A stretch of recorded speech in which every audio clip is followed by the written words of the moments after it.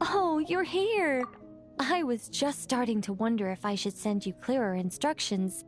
But then I thought, if I make my hints too obvious, it might get in the way of your travel plans.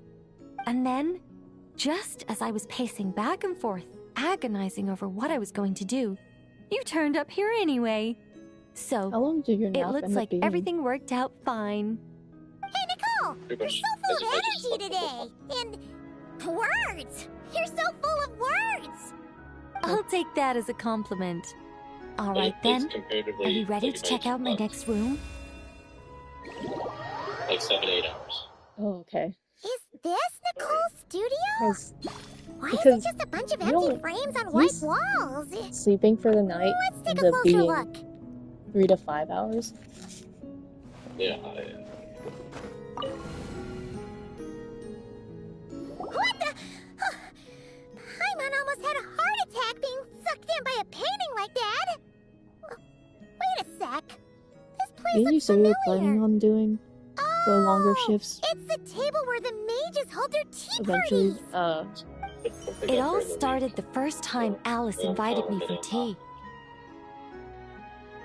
On that day, I didn't attend in person, mostly because back then, I still hadn't decided whether I really wanted to join the Hexen Circle or not. Alice was the only one there who knew my true identity. She warned me not to say a word, or let anyone else discover who I was. I was only supposed don't to have to observe. play? And then what happened? Well, There you go. then I concluded that she was punishing me for my hesitation to join. Everyone was talking about such interesting things. How could I not chime in? And of course, when you're in the middle of a conversation and someone throws out a question you know the answer to, how are you supposed to keep your mouth shut? Which Did the game brings sound us to the interesting bet at all, or between did you try Barbeloth it and just because it was Alice. free? Rhindaughter's forbidden creations, Ivanovna's political machinations. It was like a series of exquisitely acted plays, distilled within the confines of a teacup. Their words alone were enough to ignite my instinct to lay the truth bare before them. So, you piped up inside their heads? Of course not. Even though I felt like my head was going to explode, Have you seen I still Clipboard? made sure to hold it all in. What? I'm a responsible The angel, metaphor after all. for- And Yeah. I'm well aware of the difference between what I want was to on say here for free, and what but I'm now it's allowed taken to off. say. Today. So, I had a private little word with It Alice was free inside with her the head. Just me and her. Xbox, And whatever. I agreed to the join the premium thing. Hexen Circle. Oh. Right there and then. What was Were Persona you 4? wanting to play it? She was Persona quite 4 happy Golden about my decision. was also But free. as for the talking inside her head, Were you wanting to play well, with Metaphor? she claims that over the next It was few on some days, list of she had Sunday such a games. headache that she had to Wanted to visit try. a doctor in Leoet to get some relief. But she can hardly blame me for that.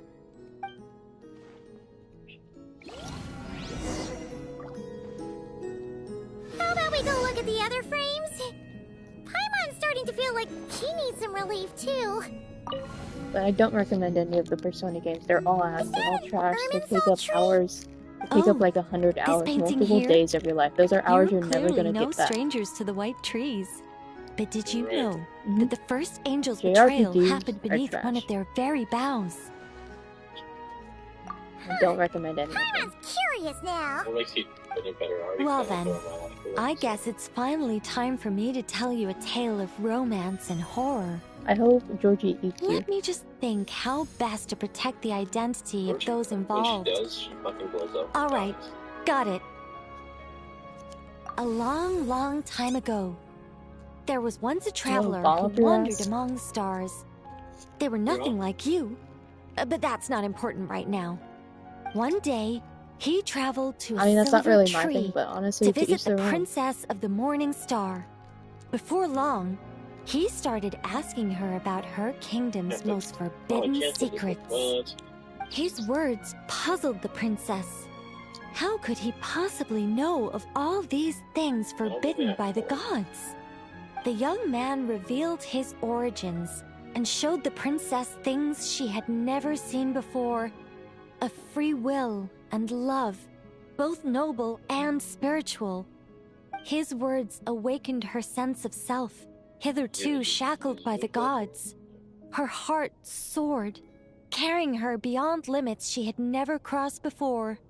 The Princess of the Morning Star confided the kingdom's secrets to the youth, and between them, love grew and blossomed, along with a determination to defy the gods. This is just a cookie-cutter love story. You said there'd be horror. Don't worry, Paimon. The horror's about to begin. They yearn to help the people live lives of unfettered freedom, but the gods could not forgive their betrayal. They sent down thunder and fury, destroying the lovers' home. And when the Great War subsided, the power and the wisdom of the princess were lost, never to return. Even her closest friends were cursed. Yeah. That ending was pretty scary after all. But didn't you say you were going to tell us about the first angel? And you're not saying this story's actually true, are you? It sure is. And that's the scariest part.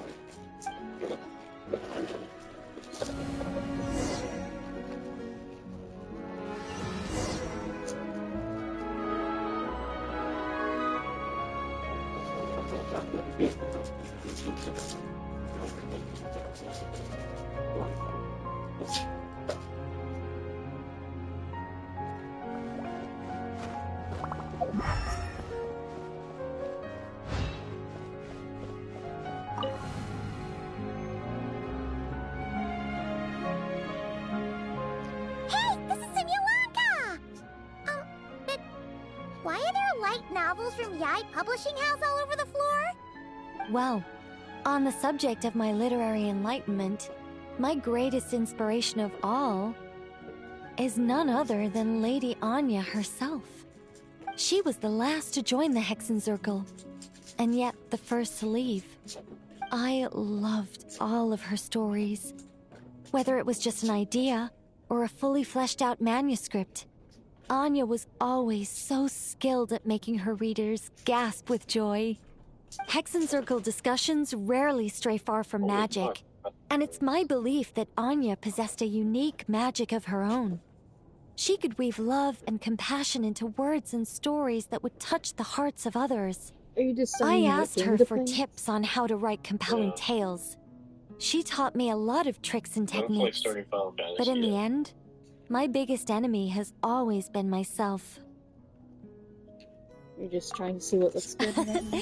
That's one way of putting it. Yeah. Communicating through You want thought something is short? so much more convenient. The worst. I guess even Are you trying to angels find can short succumb to things? laziness.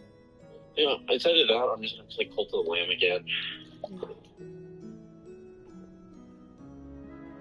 However, recently I've resolved to make an effort, Oh, even if it's just to spare myself reproaches from a certain old Sealy friend of mine. Oh! Does that mean we're You don't finally feel gonna like get to doing read any something what? you've written? Who said anything about writing? You don't want to do I'm anything? talking about buying popular works from the last few centuries to flip through in my spare time. You keep doing it. What are you talking about?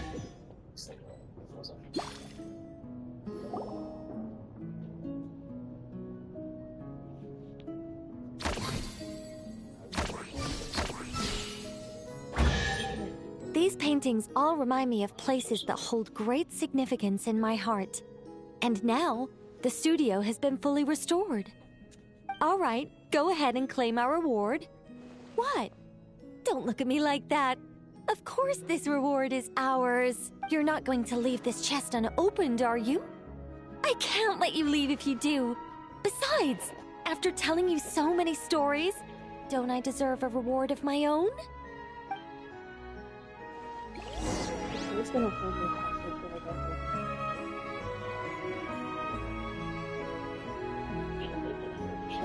Yeah, I have to. She said that I'm not allowed to complete if I don't open her chest. I I mean, I personally like what she's like she's an angel, and they're not angels. It's really A happy story all wrapped up. See you next time. Come to think of it, invention. this Mage's They Lodge were holds a basically special just an ancient significance race. for They me, got too. first. A painting within a house, Series a house came within a from angels who painting, lost their worlds within worlds. Fascinating, isn't it? Because Celestia is everything. Celestia is just you can't be happy. Celestia is a bitch. Are you looking forward to the new theater? Oh, the Pyro one? It's No. Pyro, Geo, and Cryo? At least my Pyro characters will be fun. I don't really have too many Geo characters. You still have more than me. Okay, Yunjin. I would honestly prefer Navia. Linnea. Oh, okay. It's not a bit more fun to play than Linnea. Oh yeah, no, I really like the style. That's not like her damage is bad either. I think, honestly, having on Tom, she's still doing good damage. Yeah. I mean, she has Dio, main DPS. You know what? I actually feel like doing story quest. That is crazy. I never did story quest. I want to do that. I want to start one. I'm gonna start one now. But you'll get why. Why I want to start the specific character's story quest. It's Chlorinde. It's for Rena's. Chlorinde. Huh? Do you also see Navia and Chlorinde over there? They I've look only like they might have done run the into some very kind of rare trouble. ones. Let's go check out what's going on. So like Nubile, Queen, Gunrunners. Probably other ones as well. Still no dice? Not I at think all. Adventurers And I've as asked well pretty are- much everyone in the court of Fontaine already. Lynette's ears drooped as soon as she heard that we'd have to be out and about for days on end. And Fremine, he hid himself under his helmet as soon as he realized there'd be people around that he didn't know. What about Chiori and Charlotte? I feel like both of them would be more than up to it. Bro, it starts off with Chlorinde I've and her asked them girlfriend, already, Nubia. but they're both pretty busy right now. I just gave the members of the Spina a few days off, too, so I don't want to bother them either. This is getting pretty difficult. Navia, Chlorinde, what's up? Oh my. Well, if it isn't my Do you have dear any, partners, really short how are you all games doing? Huh. that Navia. has been on your Huh? list for a while? Oh, you mean... Yep, this is our chance. The birds are pretty beat it. Do you need our help with something? Oh, precisely. My dear I was like, partners, I we've heard got a you huge through your problem right phone. now that only you can solve. Whoa, You for got- real? Oh, Absolutely. We've already exhausted all our other options.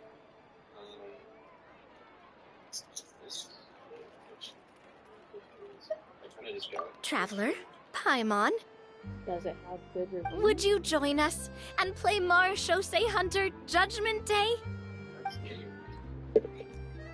Mara It doesn't Show say even what know. now? It's a new just game that script by the little bit. Tabletop Troupe, a local roleplay adventure club. Ever heard of the Tabletop Troupe? They put out games that allow you to participate in a story and roleplay characters with your friends. Oh, I've loved their stuff ever since I was a kid. That sounds super interesting. Chlorinde and I are both veteran members of the club. Recently, someone came up with a new script and was looking for people to help playtest it for them. And when they asked, of course I couldn't refuse. I mean, come on, a brand new script? Nobody has ever played it before. Generally speaking, scripts at that level of development have a lot of issues, but I think this one is pretty solid. The author obviously put a lot of work into the story, and the world building is also quite credible.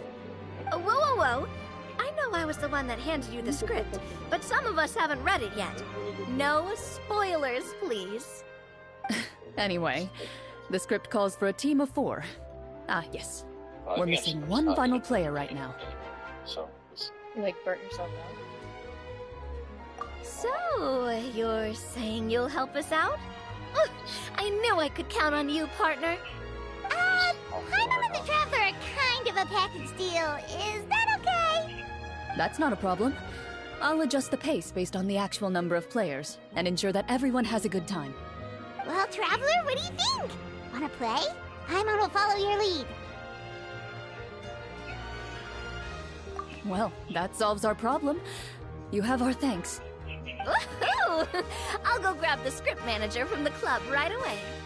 The script manager? Didn't you just say that you gave Chlorinde the script?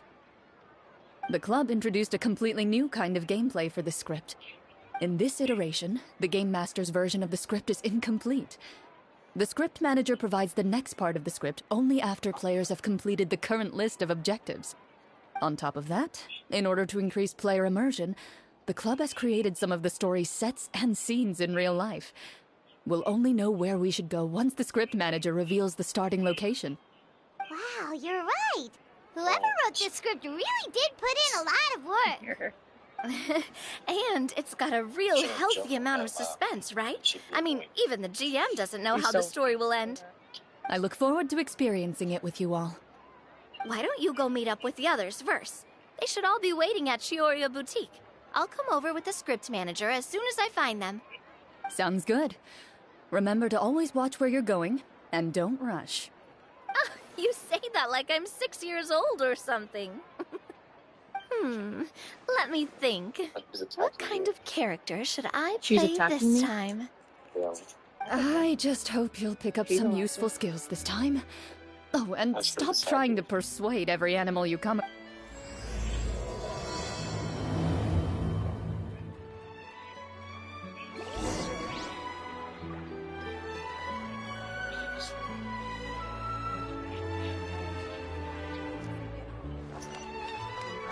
Is that her fucking with the phone?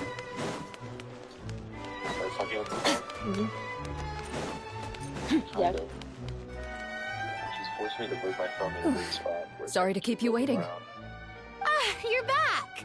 Huh? And you've got the Traveler and Paimon with you, too! What a pleasant surprise. I assume you'll be joining us for the game then? Linny, Farina! Paimon didn't know you were playing too. Are you also members of the tabletop troupe?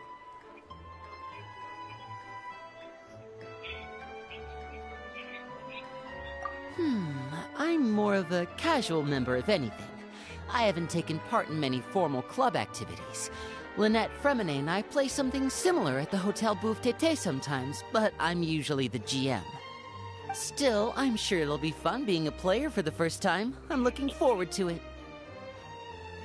Well, I'm not a member of the club at all. Sounds like Chlorinde simply woke me up first thing this morning, said there was a good script worth experiencing, and asked if I wanted in. If you're interested, I can give you a referral. That should give you a 40% discount on membership fees. I think I'll wait to see how this experience plays out first, especially when it comes to the quality of the script. If it's sufficiently fun, then I'll join. Do you participate in a lot of tabletop troupe activities, Chlorinde? You could say that. She's actually one of the few senior game masters of the troupe. Ah, right. I knew about that even when she was still my subordinate.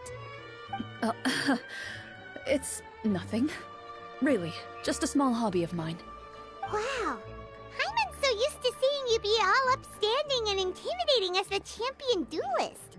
It's kind of hard to imagine you role-playing with a bunch of friends. Surely you jest. I would never intentionally make things difficult for my players. I maintain a clear boundary between my professional and personal lives.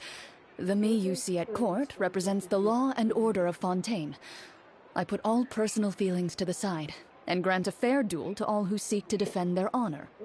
But in my personal life, I'm just an ordinary person.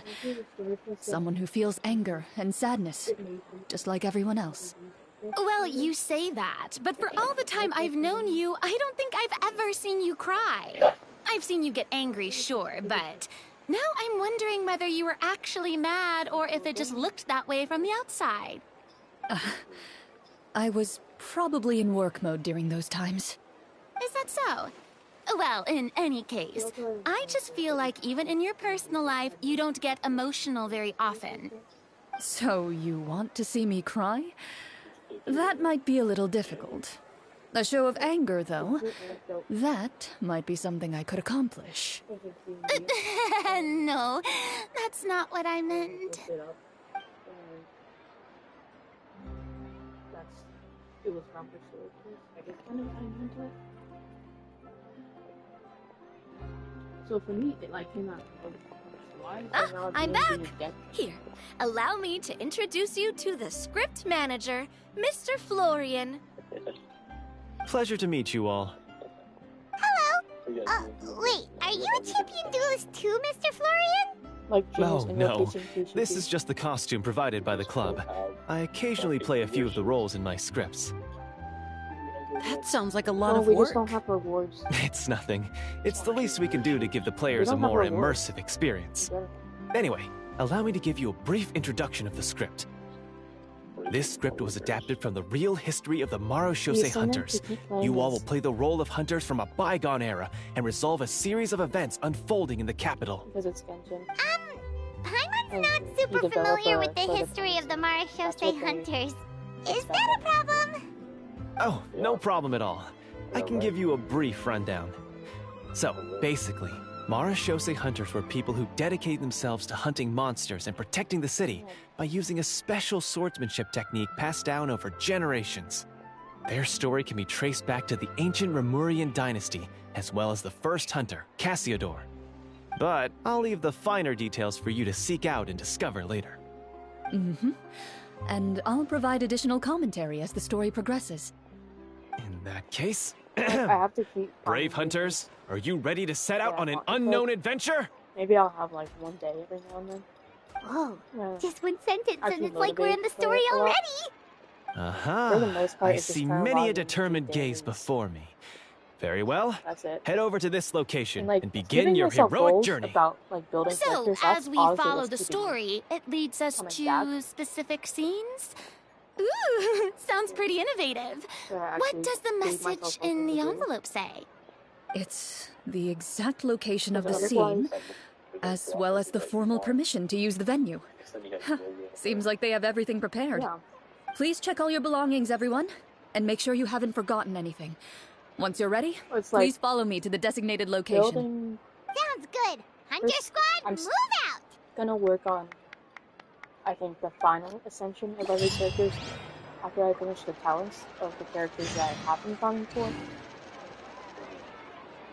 Or I'm gonna just finish talents for the characters who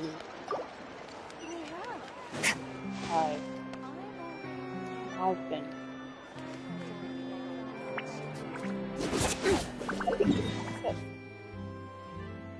Who are already ascended? It's either or. I guess I'm used to it.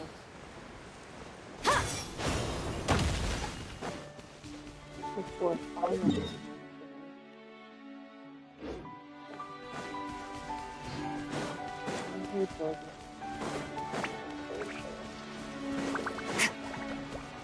Be louder.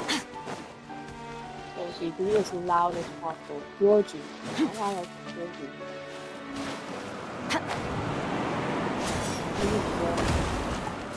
Merciless. Like what?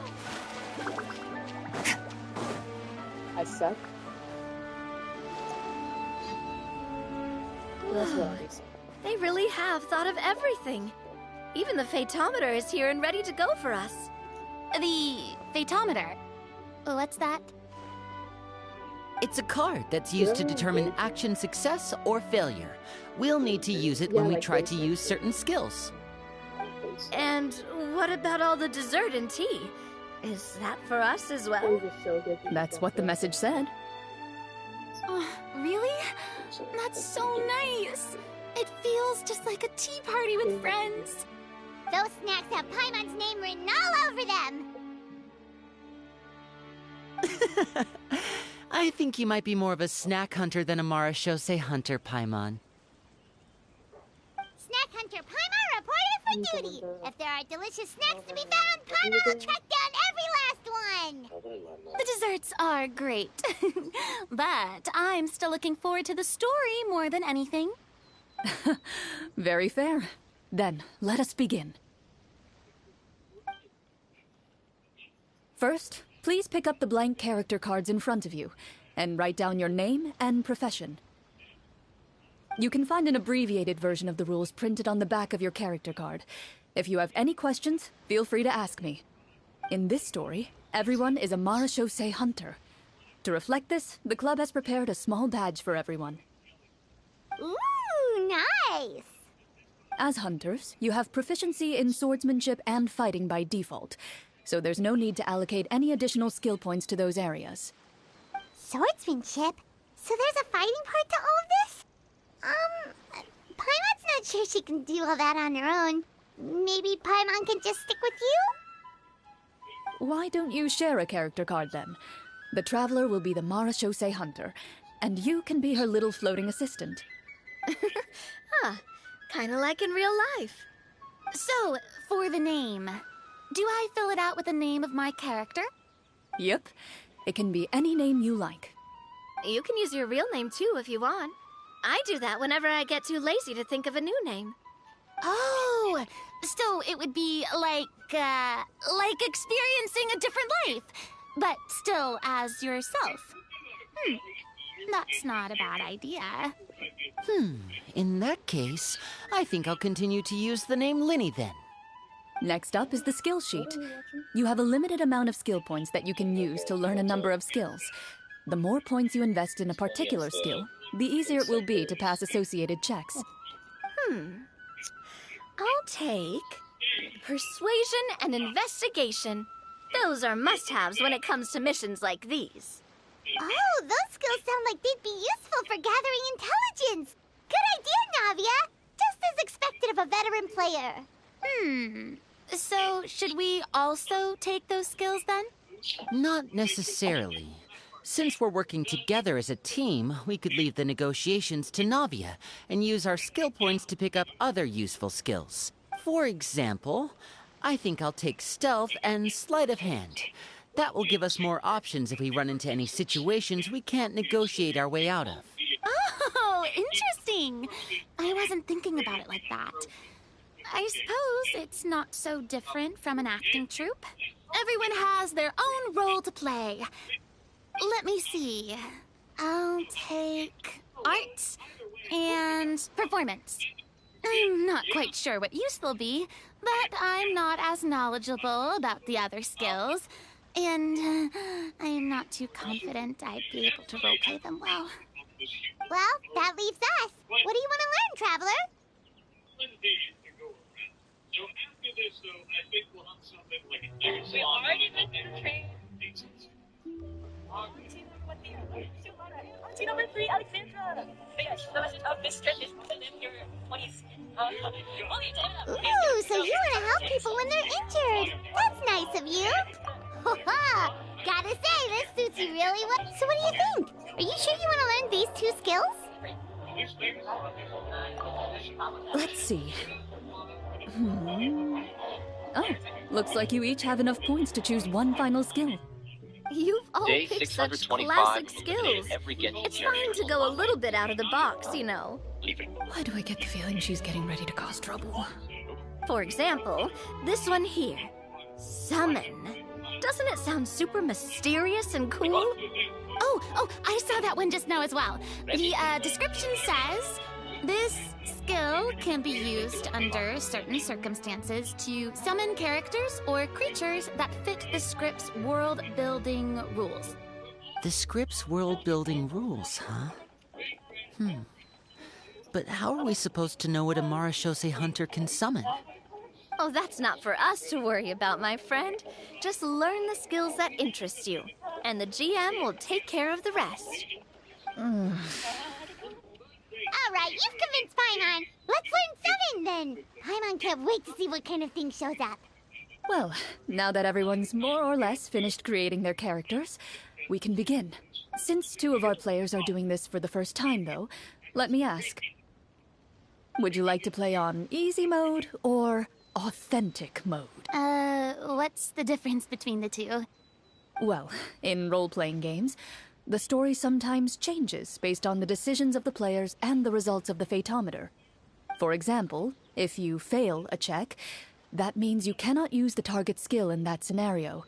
A critical failure may even result in further negative consequences. If you choose to play in authentic mode, every time you elect to use a skill, you'll need to use the Fatometer to see whether you succeed or fail, and face any consequences that may follow.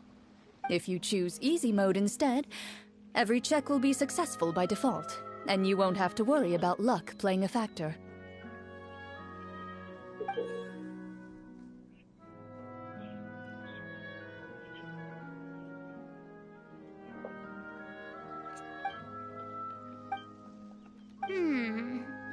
Given that I'd like to focus on the story, I suppose I should pick easy mode. I'd feel bad if I brought the team down by failing my checks. Huh? Oh, come on. Don't worry about that. RNG is the lifeblood of role-playing games. I'm going with authentic mode for sure. Never knowing what you might have to overcome. They're trying to convince you to Doesn't love that sound RNG. exciting? I'd rather be mentally prepared for what might happen. All right, then I'll mark down Farina for easy mode. All her checks will be successful by default. As usual, Navia and Linny will play on authentic mode. What about you, dear partner? How would you like to play? Are you sure? Trust me, you'll see the beauty of RNG. Honestly, I don't think Chlorinde would make things too difficult for us, no matter what the Fatometer says. Isn't that right, Chlorinde? No promises. That wasn't super reassuring. Well, anyway, enough talk. Let's get started. I want to experience at least a good chunk of the story today. Speaking of the story, why is the beginning scene on a beach? Well, that's because a long time ago, back when human civilization was still in its infancy, powerful demons and evil sorcerers ruled over the land. They created a host of monsters and sent them to slaughter all humans in existence. Soon, a group of human rebels banded together. With their swords raised, they swore to brave the darkness, and in doing so, subdue each and every monster that sought their destruction. They became known as the Marachose Hunters.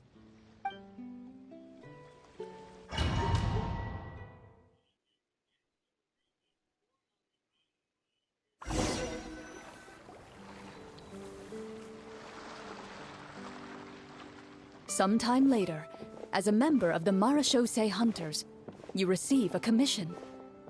Following the address provided on the message, you take a boat and arrive at this strange city. As you inhale, you can taste the slightly salty air of the docks as you begin to survey your surroundings.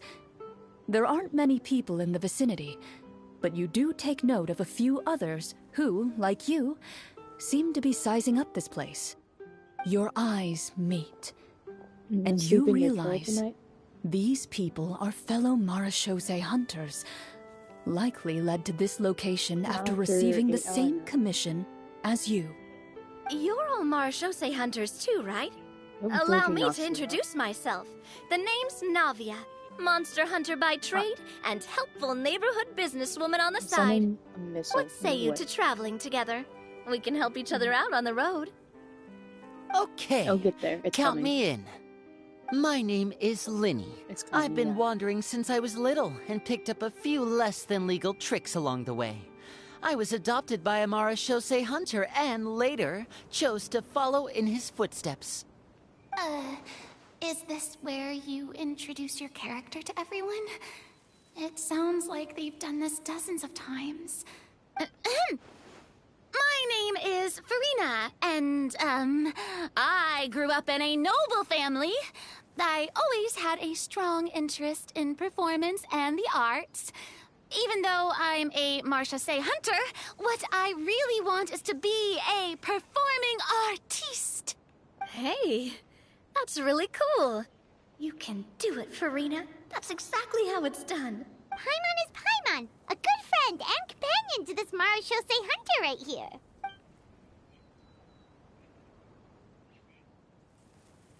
I've been studying medicine ever since I was a child.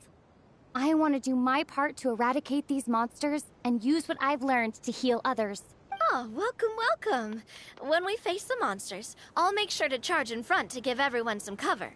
You can take care of the healing at the back. You open your envelopes at the same time. The message reads, "To the honorable and trustworthy marechaussee hunters, our kingdom is currently facing a grave crisis. The lands outside the capital have been overtaken by monsters, and our people are being led astray by forces of wickedness. We beseech you, please help us resolve this crisis and return peace and stability to our home." Huh. The layout of this city looks super familiar. It kinda reminds Paimon of Mondstadt! The scriptwriter must have used a real-world city as a reference when coming up with the map.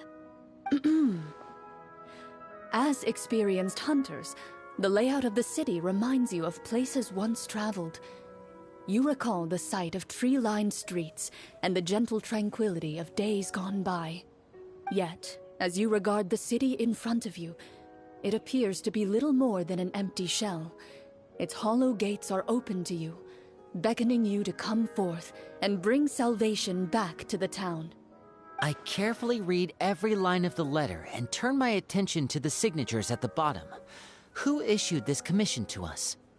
You see a long string of unfamiliar names. It would seem that many of the residents of the city issued this commission together. They sensed that things were not right within the kingdom and sent a distress signal to the outside world. In that case, why don't we take a walk around the city and see if we can learn anything from the local residents? Oh, good idea. We might be able to get some leads on the monsters and bad guys we're after. You look up and see a tavern nearby. It appears to be open for the day. Why don't we go check out that tavern? If the novels I've read are anything to go by, taverns are usually full of information.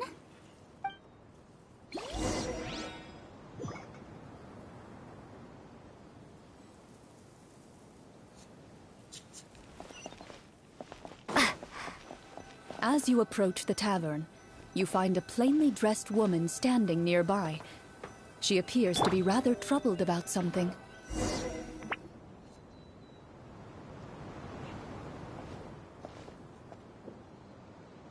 Greetings, friend. Lovely weather we're having today, don't you think? Oh, hello. I suppose you're right. The weather today is quite lovely. If only those monsters out there would stop causing trouble. It seems like every character included in the script has a certain amount of useful information to offer. If we keep asking questions, we might be able to get some good leads. Oh, come now, don't be sad. Life is all about optimism. Oh, that reminds me. What did you have for breakfast this morning? Huh? I don't think that's the kind of question we're supposed to ask. Nothing turns a frown upside down like good food. How about some macarons? I could make you some. You didn't even take cooking as one of your skill proficiencies. That's not necessary, miss. Excuse me for saying this, but you don't really look like a chef. Besides, I'm not really a fan of sweets. So you're someone who barely smiles and doesn't like sweets. You're really starting to remind me of this one friend of mine. Hey! Did she just... me? Chlorinde must have broke character for a second. This isn't getting us anywhere. Traveler, maybe you can think of something.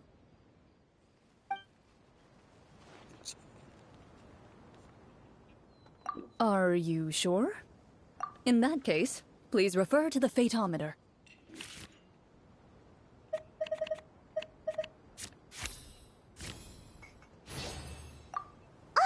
A critical success? You remain silent as you prepare a pot and fire to use for cooking. The woman stares at you with her mouth agape as you skillfully cut the ingredients and toss them into the pot. As the soup gently simmers, steam rises from the pot, and a hearty aroma begins to fill the air. All trace of sadness is wiped from the woman's expression, replaced by a look of barely suppressed anticipation. Please have some food. Who knows? Maybe you'll feel better after eating something delicious. Oh, thank you so much. This is the best meal I've had in a long time. Probably since my husband left to fight the monsters. Is your husband a Marashose hunter too? Marashose hunter? No.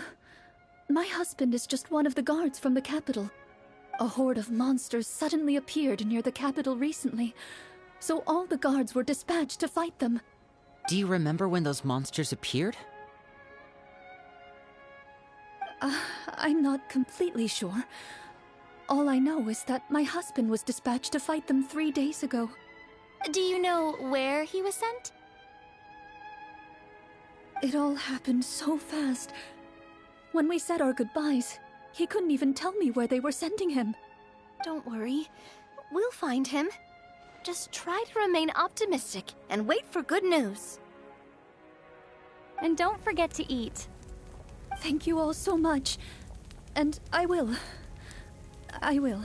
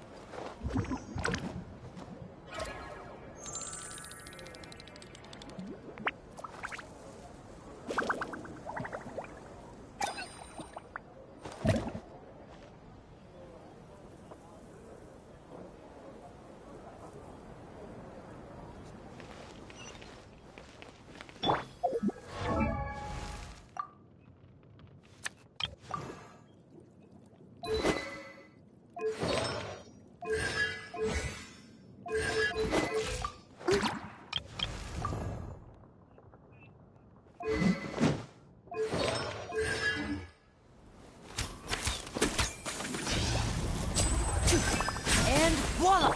Coming at ya! Coming at ya! Ha! Yeah!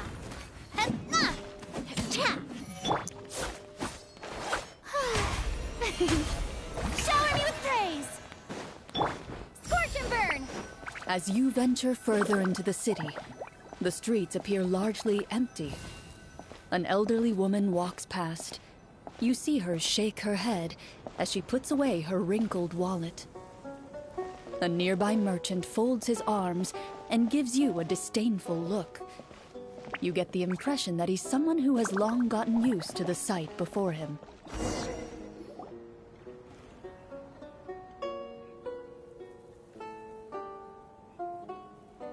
Although he doesn't seem very friendly, merchants are usually a good source of information, right? Pardon me, sir. I'd like to ask a question if I may. That depends. How much are you willing to pay? How about this much? What do you take me for? Some lowly beggar? You can't even buy half an onion with that amount. Surely an onion can't be that expensive, right? What do you know?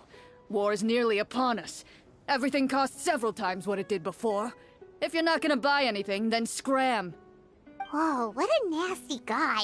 Maybe we shouldn't even bother talking to him. But he still might have information we need. Traveler, can you think of something? A performance? I've never played a role-playing game like this before, but even I can tell that suggestion is pretty far-fetched. is a performance check really going to help here? Alright. Ahem. By the harbor's grace, a lone boat lies in rest. Let the moon give chase, for here begins our quest. In the dark of shadow, our heroes seek to find where creatures born of evil weave their grand design. Blocked the road does stand, such is our hunter's plight.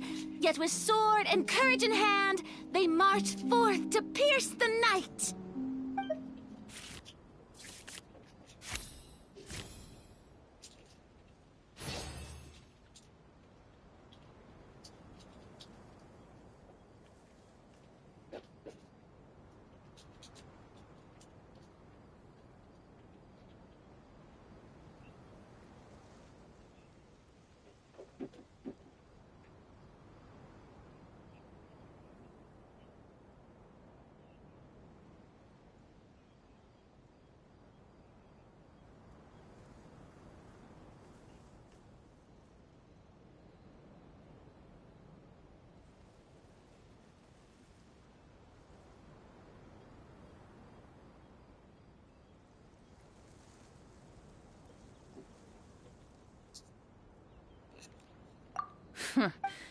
I don't recall asking for a bardic song.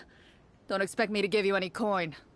But if you meant what you sang, and you are indeed some kind of hunter, then by all means, please, go out and kill those monsters for us.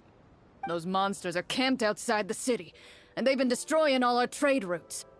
We have limited reserves within the city, so if this continues, we're all gonna be in big trouble. Wait, you're saying no one has put a plan in place to distribute supplies or maintain order? We could all starve and those nobles in the palace wouldn't even break a sweat. Who knows? Maybe they've been in cahoots with the monsters all along. That is concerning. Yeah, alright, I think I've said more than enough. Be on your way now. Got it. Thank you, sir. Don't mind him, Farina. He just doesn't have enough taste to appreciate your art. No. I was just thinking about how those nobles must be so cold-hearted. It's like they don't care about their people at all. I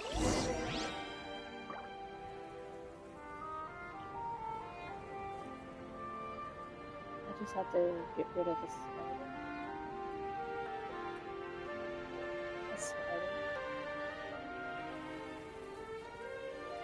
No, it was in my room. It was just chilling in my room. Should we try to go somewhere with more people?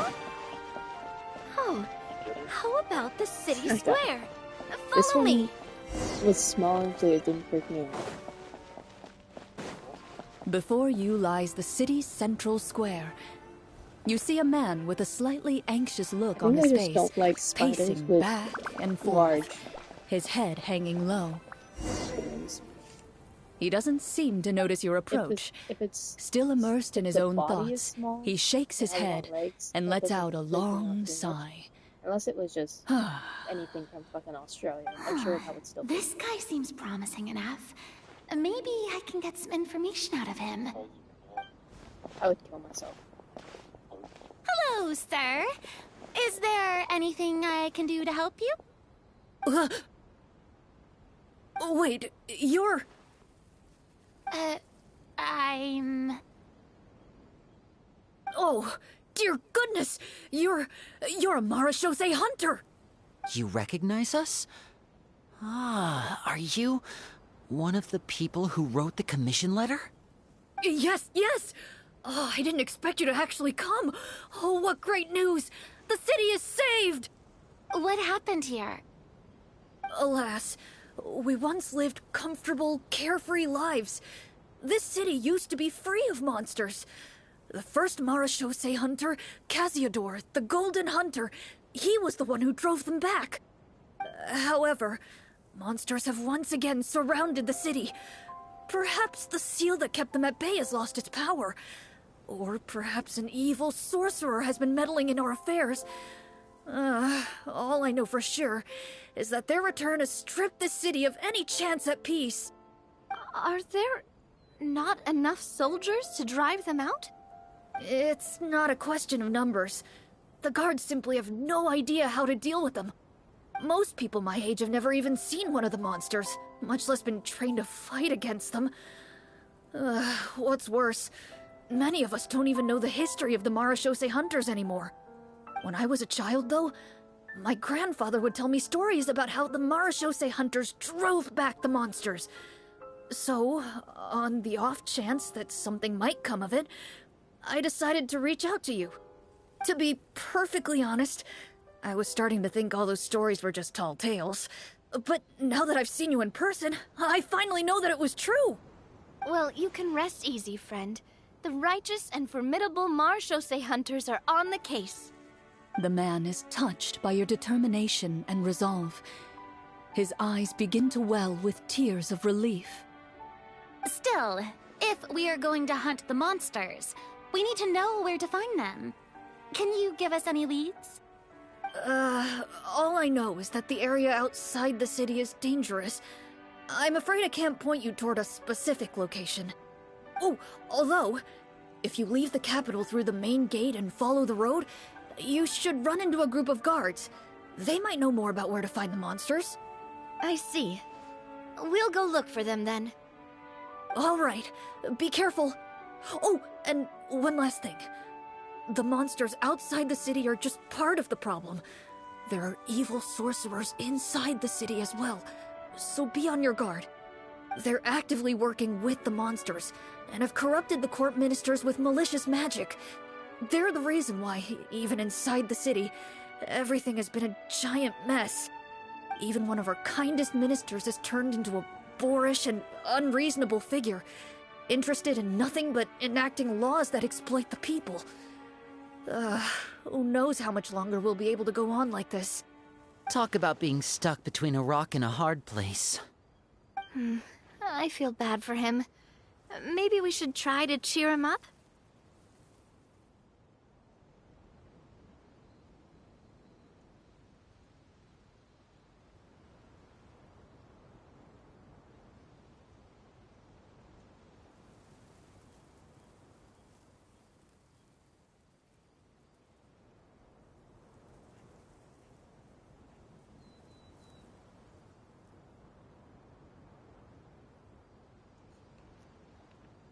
Hey! Not everything can be solved with food. I appreciate your kindness, but for now, it's more important to focus on the crisis at hand. Brave hunters, I leave the future of this kingdom to you.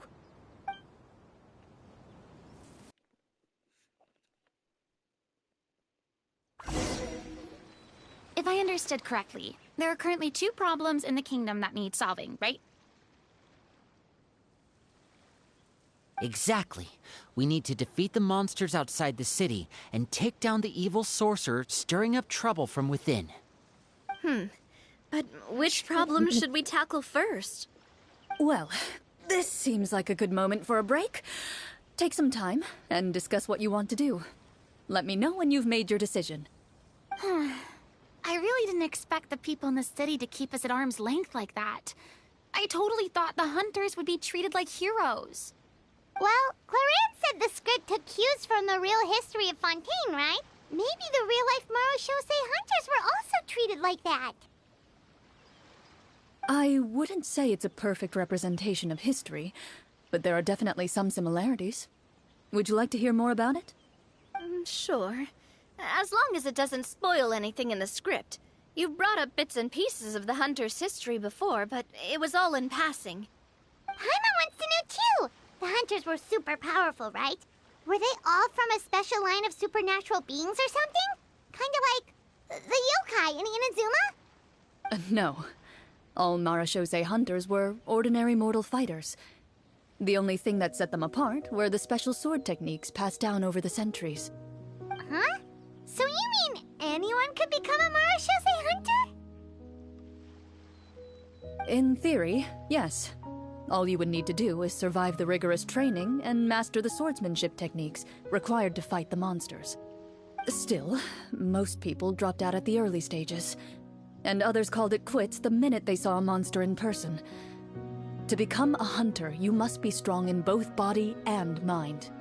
What kind of monsters did the hunters fight exactly? Oh, and the evil sorcerer the script mentions. Did they exist in real life too? The land of Fontaine once played host to an ancient dynasty known as Remuria. After that dynasty fell, monsters began to appear, intent on obstructing humans from establishing a new social order. One of the ancient sorcerers of Remuria used his power to assemble a formidable army of golems. He sought to use that force to establish himself as king. Now wait a second. Don't tell me that guy was the inspiration for the evil sorcerer in the script. We still haven't found any in-game information on him yet. So, why don't you talk about someone else for now? Well, I wasn't planning on going into anything you might be able to find out in the game. But if you want me to talk about something else, then... How about Casiodor, the Golden Hunter? Or Egeria, the ex-Hydro Archon? Wait, but those people are all from a super long time ago. Where did you learn all this, Chlorinde? From my master. Huh. By master, you mean Miss Petronia? Someone you know? Absolutely. Miss Petronia and my father were good friends. Back in the day, she would often bring Chlorinde over to play, but then... Let's not get off topic. Anyway, back to what I was saying. Responding to Egeria's call, a number of warriors followed Casiodor into battle against the monsters. This group of warriors, under Casiodor's leadership, became known as the Marechaussee Hunters. Yet, as Fontaine entered an era of peace, their work gradually became obsolete. The Marechaussee Phantom, originally an association made up of hunters, eventually came to be predominantly comprised of Melusines. Ah, I see. That explains why most of the people in the script have forgotten the hunters or think of them as nothing more than a legend. Is that really a bad thing, though? It can get tough always being the one shouldering everyone's expectations. Depends on who you ask, I suppose. If the name of the organization no longer commands respect, investigative work is bound to suffer. Speaking of investigations, which problem should we tackle first? Monsters or evil sorcerer? I vote monsters. That's the main duty of the hunters, right? We can come back to the sorcerer later. Well said, Miss Farina. Plus, if the sorcerers really are the masterminds behind this whole thing, defeating the monsters could give us some clues on their intentions as well. What about you, partner? What do you think?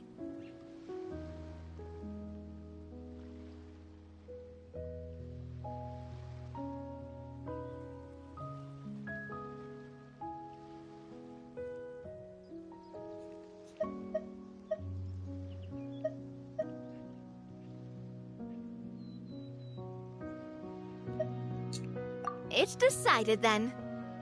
All right. After some discussion, you decide to turn around and head out of the city.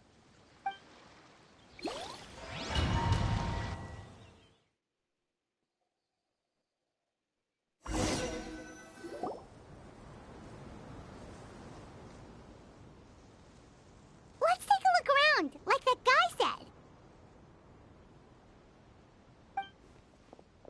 You there! Outsiders, halt! Who's there? An armored man approaches you. He has a tall, muscular build and a determined expression in his eyes. Just one look, and you can tell he's fought in his fair share of battles. Although he's trying his best to conceal his current state, his uneven gait and the sweat dripping down his forehead make it obvious that he's been wounded and is in serious pain. I'm the captain of the guard. I saw you sneaking around the city earlier, so I'll only ask this once. State your purpose, or it's off to the dungeons for the lot of you. Wow, it's been a while since someone's been this suspicious of us. I said talk, not whisper between yourselves. Have you ever heard of the Marechaussee Hunters? Marechaussee Hunters? Ha! That fairy tale, you mean? What, you expect me to believe you're one of them?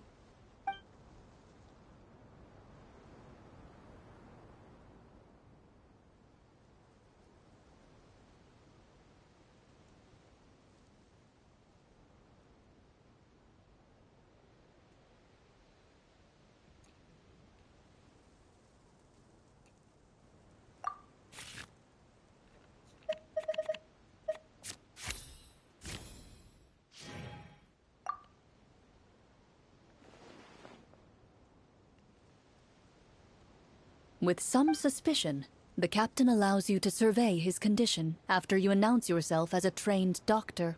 Unfortunately, you're unable to adequately assess the source of his injury, much less come up with a way to relieve his pain. I'm sorry. My skills are a little rusty. Well, this is no ordinary wound. It was inflicted by a monster. Now tell me, are you truly a Marachose hunter? He regards you with suspicion for quite some time before shaking his head. Perhaps he's finally accepted that you're here to help. Sir, we were indeed in the city earlier, but our purpose was only to gather information on the monsters.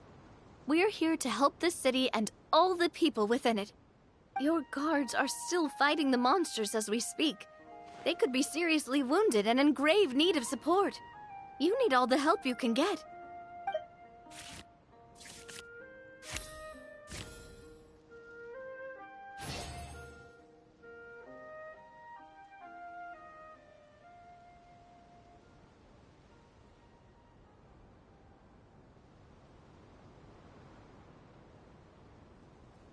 The man regards you with doubt and concern. After a period of inner struggle, he lets out a long sigh and informs you of the locations where the monsters have appeared. Some of our new recruits have never even dealt with a petty thief, and now they're out there fighting monsters. If it weren't for this cursed leg. Oh, please, sir. Don't get too worked up. You need to focus on your recovery. Just leave the monsters to us. We're Marachose hunters, after all. Hearing you say that, a glimmer of hope flashes in his eyes. But it disappears almost as quickly as it came. Those monsters aren't easy to deal with. But if you insist on going, I won't stop you either. I just hope all the guards will be able to come back to their families alive. I wish you the best of luck.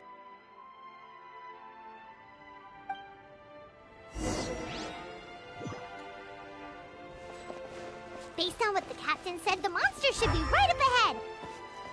Let's go. Hopefully we're not too late. As you approach the battlefield, you see numerous people lying by the side of the road. They appear to be dressed like guards. Their faces are filled with desperation and terror. Some are screaming and cursing in vain, as if still trying to banish the monstrosities they saw from their minds.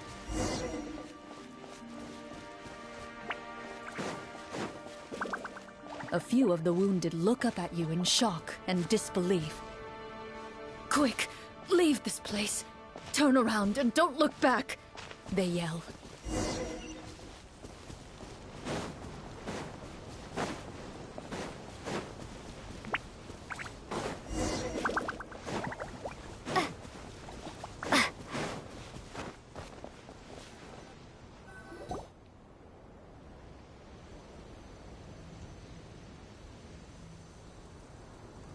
This is the place he mentioned, right? You see broken iron swords scattered all around you, and downed trees riddled with terrifying claw marks. All the signs point to one thing. A truly devastating battle just took place here. Be on your guard, everyone. The monsters might still be around. Before you can finish your sentence, you hear rustling sounds from the surrounding bushes. The monsters have emerged. They close in on you without fear. You get the impression that, in their bloodthirsty eyes, you're just another meal for them to devour. A little help here! This thing wants to eat Paimon! Your battle round begins now.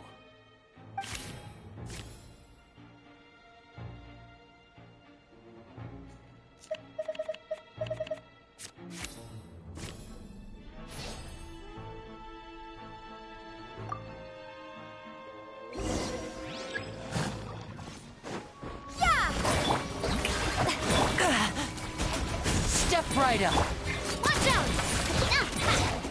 Coming at ya! Haha! The next battle round begins now. Scorching Burp! Now disappear! Hey there!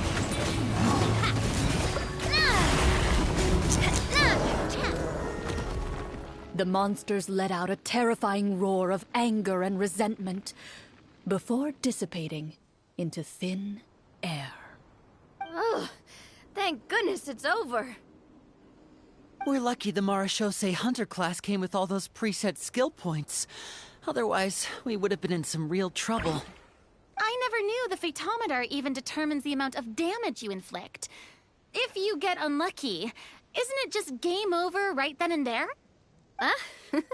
That's part of the fun. The uncertainty of fate is what gives these games their appeal. Just as you begin to celebrate your victory, a suspicious lump on the ground catches your attention. A suspicious lump? Wait, could it be the thing that appears after every battle? I walk up to it, crouch down, and begin to carefully examine it. I've still got my right glove on, so it should be fine for me to touch it, right? As you investigate the mound, you discover that the exposed portion appears to be made of wood.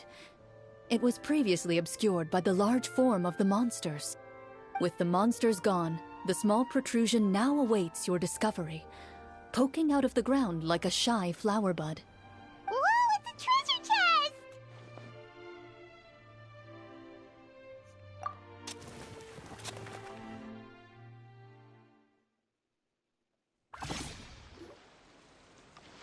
With everyone's help, you successfully excavate the wooden chest from the ground. Even without opening it, you can tell from the mora and jewels scattered around the chest that it must contain quite the fortune. Makes sense. We worked hard for this. Let's open it and we can share what's inside. I can understand your excitement, Paimon, but think about it. Doesn't it seem like there are people out there who need this treasure more than us? Yeah. Think about all the people suffering in the capital. Or all those guards who got hurt fighting the monsters. Wouldn't it be better if we gave the treasure to them? Wait, is that how it works? Paimon thought since we were the ones to dig it up, we could just take it for ourselves. Well, let's put it this way. Any decision you make during a role-playing game can impact the future course of the story. But would the people really believe us? It's hard enough for us to prove we're Marashose hunters. What if they think we procured the treasure illegally? They might get even more suspicious of us. That's definitely something we should consider. Maybe we can come up with an explanation in advance. Well, if donating it could cause that much trouble, why don't we use it to buy some gear and fill up on good food? Then we'll be ready to fight even more bad guys. Looks like you're facing a difficult choice once again. Well, it's getting late. Why don't we call it a day for now? Wow, where did the time go? I'm not sure if it's because I'm having so much fun with you all, or because the story is particularly enticing, but I feel like I could almost keep going. Here, here. Ooh, how about we play through the night? I'm not sure I'll have enough energy for that. Yeah, that won't work for me either. Lynette will give me an earful if I get home too late. I understand how you feel, Navia, but we have to change venues for the next part of the story anyway. Huh? Another location? Mm-hmm. There's a special note for the GM at the end of this section that says to proceed to an indoor set for the next part of the script. Whoa! They really pulled out all the stops for this new script. Well, even if we end the game for the day, we can still stay a little longer and hear Chlorinde finish her story, right? Paimon wants to hear more about the history of the Hunters. Something tells me you just want to finish the free desserts before we break for the day. That's just a coincidence, okay? Besides, to Paimon, not finishing free food feels even worse than having to buy her own. And anyway, Paimon really does want to hear more about Clorinde's master. Well...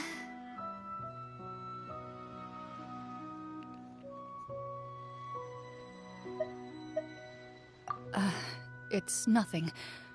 I appreciate the concern, but it's all in the past. It won't do any harm to share these things now.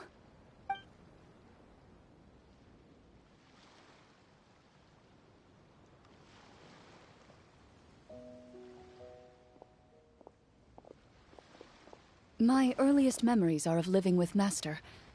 According to her, she saved me from certain people of ill repute. My birth parents had left me behind some time before that. What a heavy beginning for a life story. Master was a fascinating individual, if inexperienced in the ways of raising children. My first ever toy was a short sword. Although I suppose it wasn't so much a toy as something Master removed from her waist and handed to a noisy child in need of distraction. Oh wait, so she handed an actual sword to a child? Isn't that dangerous? Did you hurt yourself? Of course I did. I cut my palm and bled quite a lot. But Master was not concerned. She just stood there and casually lectured me about it. See, that's what you get for not holding the sword properly, she told me. She then crouched down next to me and said, "Give me your hand. I'll teach you to bandage this wound. After that, it's time to learn how to truly hold a blade." Excuse me for asking this, Chlorinde, but how old were you exactly when all this happened? Probably around, 3, give or take. 3? Isn't that when most kids are still struggling to hold a fork? As I said, Master was rather inexperienced in the ways of raising children. She believed trial and error was the best way to teach a child what they're capable of. I'm not so sure this is a question of experience. I didn't see anything wrong with her ways at the time. And anyway, children don't get to choose how they're raised. Oh, she did bring me back a pet from Liyue once. It was a Geovishap hatchling. If you really can't agree on something, just settle it with a fight. Whoever loses is the real pet. And how old were you when this happened? 5. Well, did you win? No, I lost. So you're saying you actually became the Geovishap's pet? Yes, but only for a week. By the end of that week, I defeated it in combat, and we've shared a cordial relationship ever since. That really doesn't sound like the kind of childhood someone should have. Later on, I gradually understood that Master most likely didn't know any other way to raise a child. She was a marechaussee hunter, but I never heard her bring up her own parents. Thanks to her, I learned how to navigate the forest by the age of 6, and could hunt monsters in the wild by myself the year after that. Even though the training she subjected me to was strict, she always made sure to take me traveling when she had the time. We met many of her friends during those days. That was also how I met Mr. Callis and his family. I still remember the first time we met. You were too scared to join our picnic and hid behind Ms. Petronia the whole time.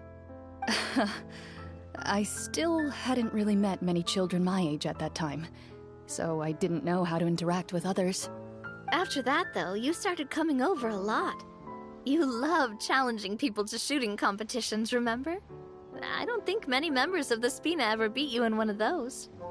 I had a lot of fun during those days. I enjoyed them too. Oh, do you remember that one time we went exploring around the Spina together? We overheard Papa call your master Fontaine's Protector of Justice. We tried to pretend like we never heard anything, but you nearly let it slip that one time.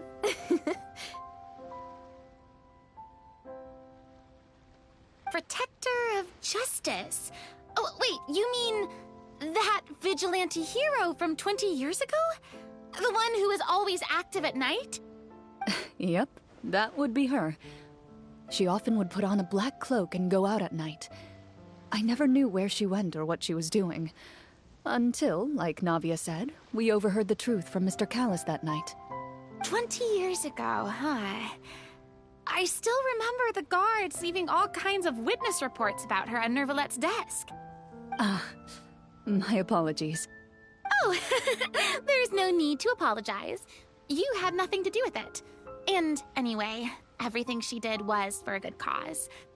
Although, calling herself the protector of order was a bit much. Especially when she deliberately operated outside the law. Huh?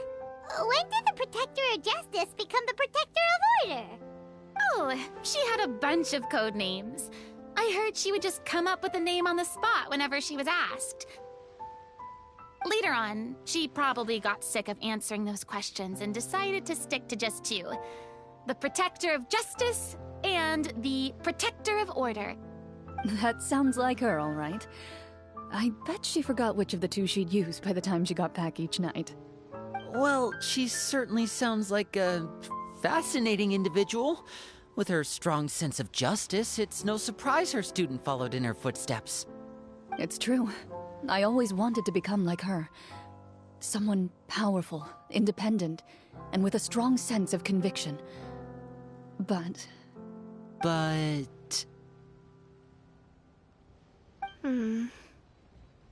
She suddenly disappeared the night I turned 10 years old. Disappeared? What happened? I have no idea. She didn't even leave a note. I was never able to find out where she went.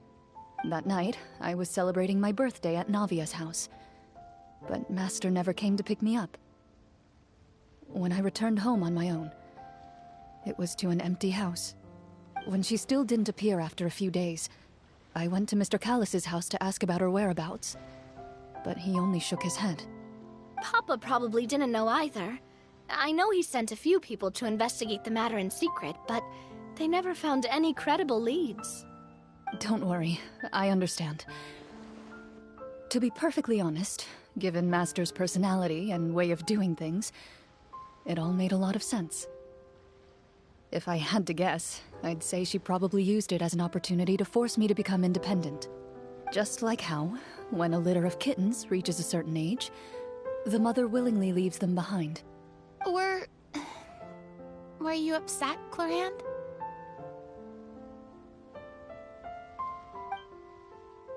I was at first, but not anymore.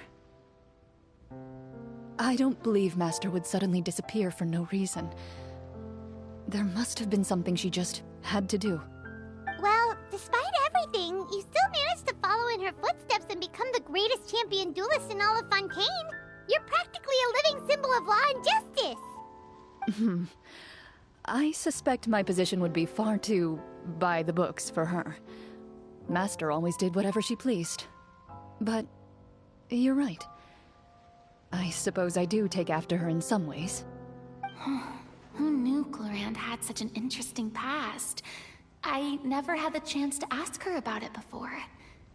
And I wonder... if Chlorine's master were the champion duelist back then... would that duel against Mr. Callis have gone differently? Oh no. Judging by the atmosphere, Chlorinde and Navia are probably thinking something similar. The mood just got super awkward all of a sudden. Well, anyway... would you look at the time? It's getting dark, so we should probably call it a day for real this time. If we keep talking like this, we really will be here all night. I had a great time today, Miss Chlorinde. Thank you for being our GM. Anytime. The script was good, but I've got to say, your childhood stories were even better. Hey, you should tell us more about that fight against the Geo-Bishop sometime. Maybe your master was onto something. You could be right. What does she mean, onto something? I certainly don't know any 5-year-olds who want to fight a bishop in their spare time. Guess I'll head back as well. I need to save my energy if I want to continue enjoying the story tomorrow. You're that excited to hear about my fight with the bishop? I was talking about the script!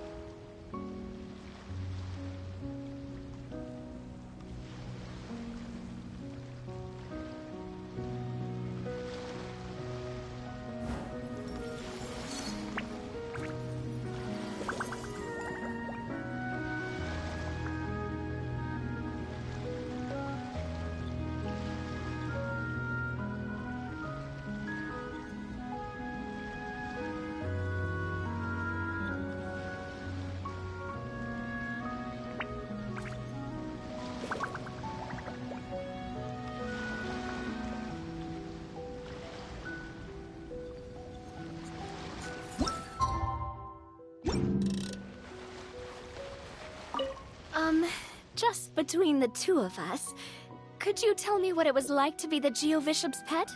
It was nothing special, really. Geovishops don't understand the concept of a pet. So basically, it just headbutted me whenever I entered its territory. And that hurt? Yeah, it hurt. What, something you want to experience for yourself? Oh, I'm good. Thanks.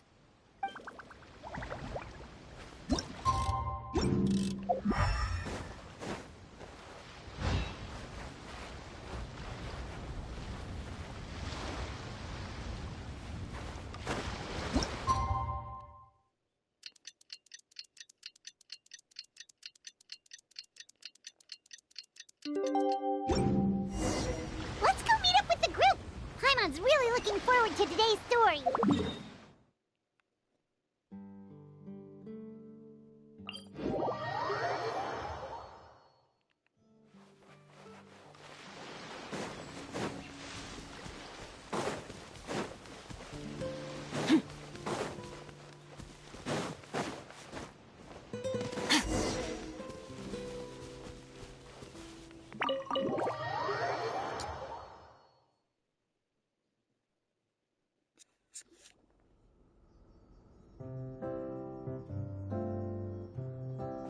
Looks like everyone's here.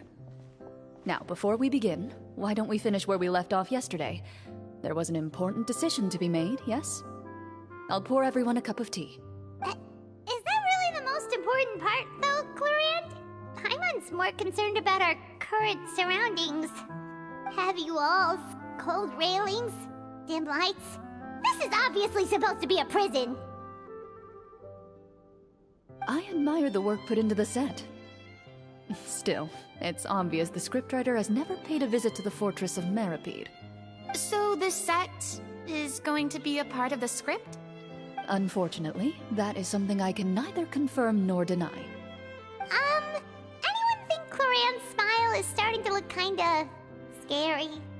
Well, whatever happens, we'll just have to push on.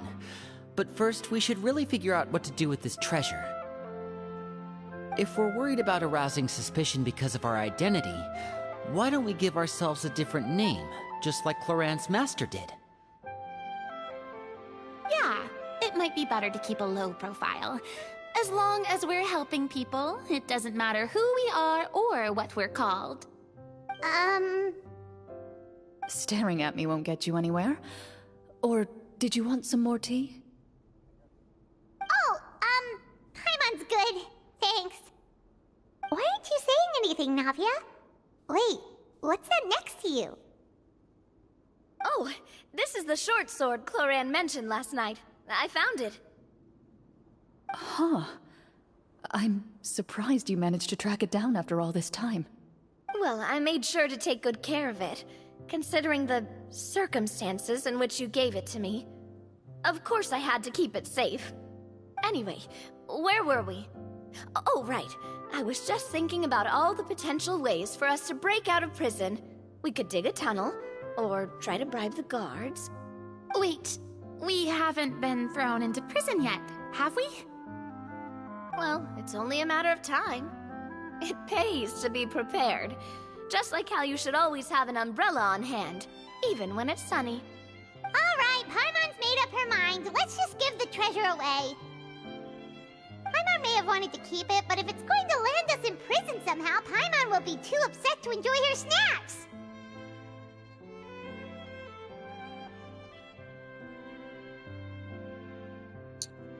So, you've reached an agreement?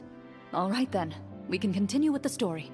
Oh, and we'll collect all the scattered pieces of treasure on the ground as well. All right. You collect the treasure and make your way back to the capital with your bag of loot in hand.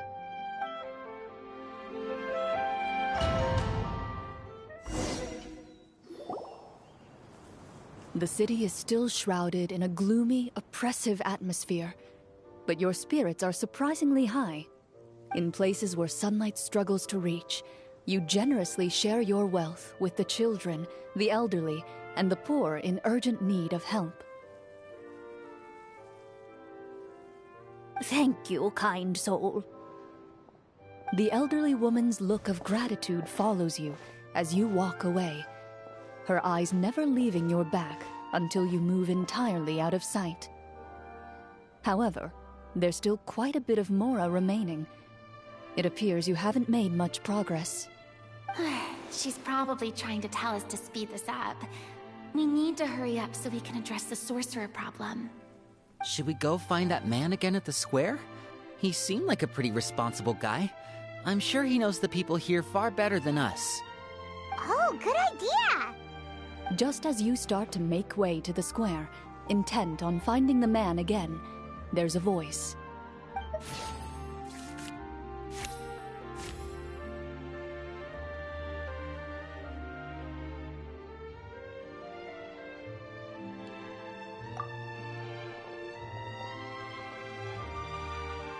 Please wait, distinguished guests. Several strange guards suddenly call out to you. They run forward to meet you and proceed to politely pay their respects. Greetings, gentlemen. Are we being invited for afternoon tea? Surely you jest, my lady. That would not be our place. It is His Excellency the King who requests to meet with you. Please come with us.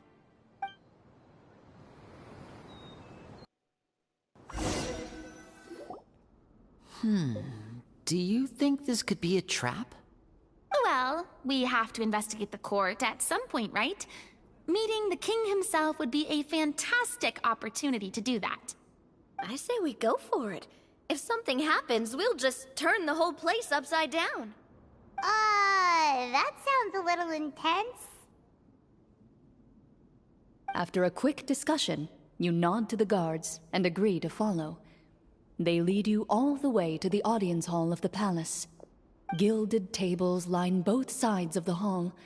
The space itself is adorned with all manner of expensive antiques, glass shelves, and silver candlesticks. The items appear quite ordinary in size and dimension, yet their presence somehow makes the emptiness of the hall feel even more surreal and ominous. Wow, it's so luxurious! The elderly king, clad in a magnificent robe, sits upon the deep crimson throne before you. He wears above his head a majestic crown, with a gemstone the size of a bird's egg set right at the very front. As you observe it, you see a complex pattern of light reflect off its surface. They're here, Your Majesty. A man dressed in dark clothes, likely a minister, shields his mouth with his hands and bends down to whisper a few words to the king. After a moment, he lowers his hands and stands back up. His gaze shifts to fixate on your group, but he does not move from his place at the king's side. The king does not appear entirely aware of his surroundings. The man by his side, though, we should keep a close eye on him. The king remains still and says nothing. The minister is the one who speaks. Esteemed guests, allow me to thank you for coming to our faraway kingdom. Unfortunately, His Majesty the King finds himself quite exhausted from work. So please allow me, his Prime Minister, to welcome you in his stead. I've heard tell that your group, the Marechaussee Hunters, used your exceptional ability with the sword to repel the monsters near the capital. Such a great deed deserves to be rewarded. However, seeing that I was not fortunate enough to observe such a feat with my own eyes, you'll forgive me for seeking to verify the truth by speaking to you myself. Well, we've got nothing to hide. You brought us here to talk, right? So we'll just explain what happened.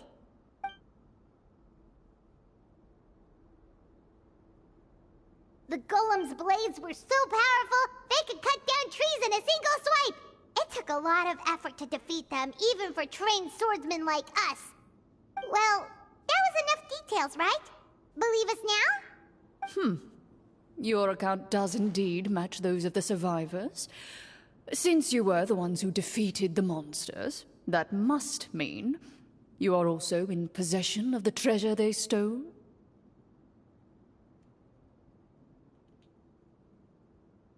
Well, we did take the treasure, but... How did he know treasure. Ah, then I must ask that you return it at once. It belongs to the kingdom.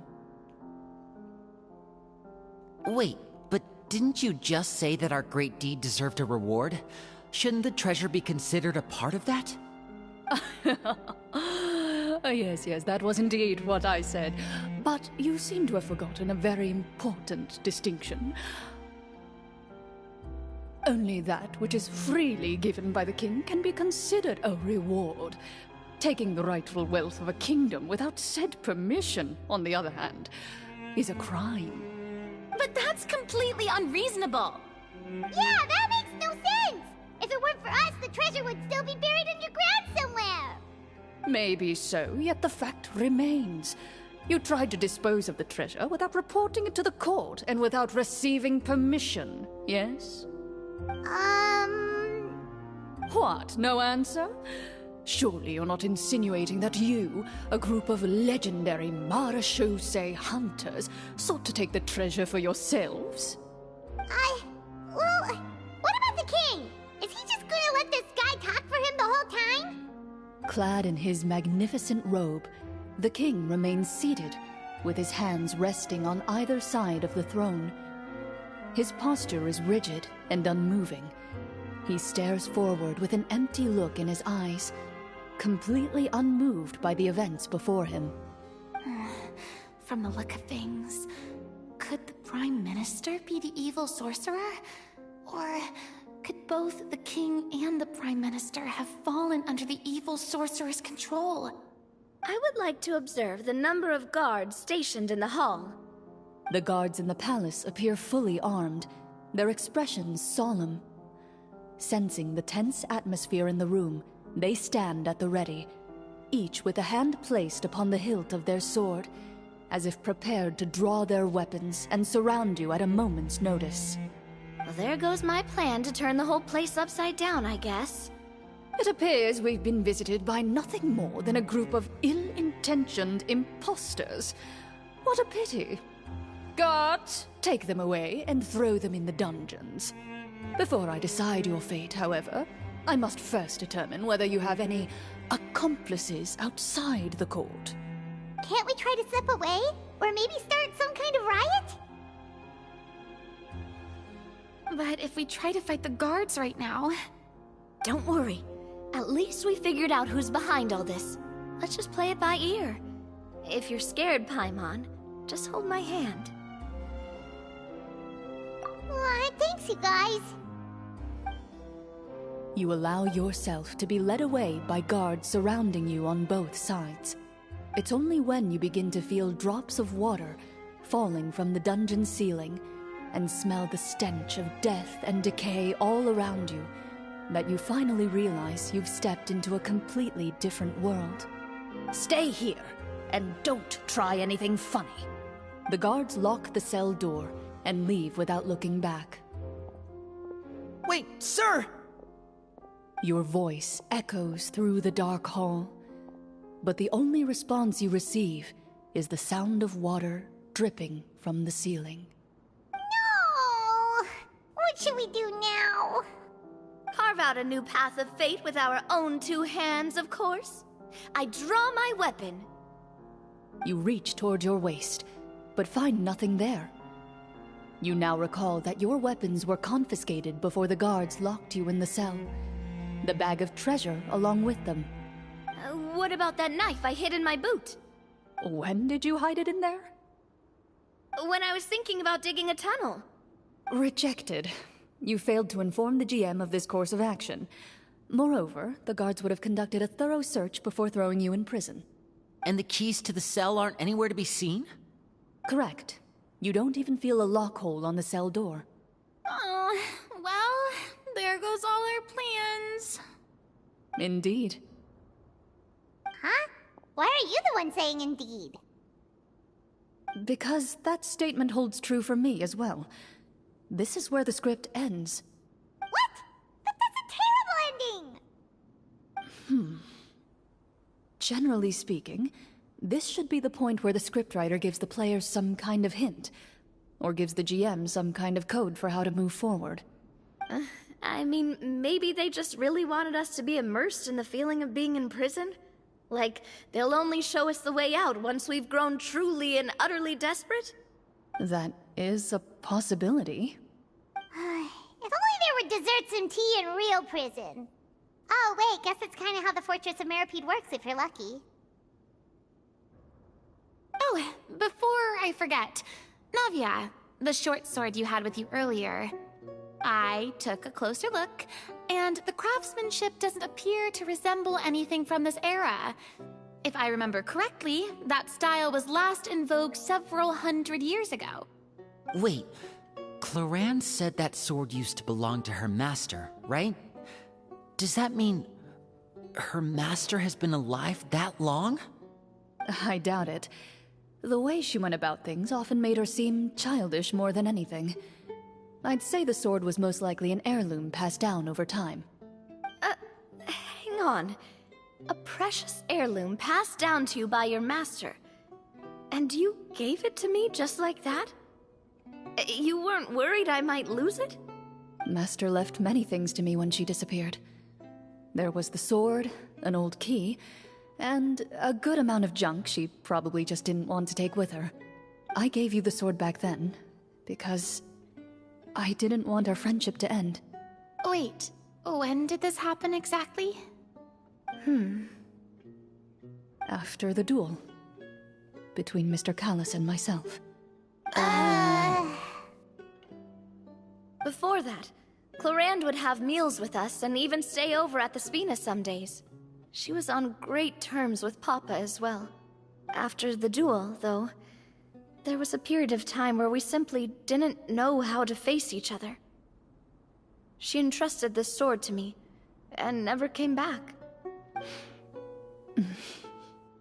We were both sad, and conflicted, and totally overthinking everything as a result. Whenever I looked at this sword, I couldn't help but wonder if Miss Petronia had never introduced us to each other at that picnic. Maybe part of the sadness I was feeling could have been avoided. Back then, it felt like I hadn't just lost a father, but a close friend as well. No one can change the past. The most important thing is that you two found your way back to each other and can enjoy things like this together. Yep, you're right. I'm sorry, you two. I didn't mean to bring up any sad memories. Think nothing of it. No one here is at fault.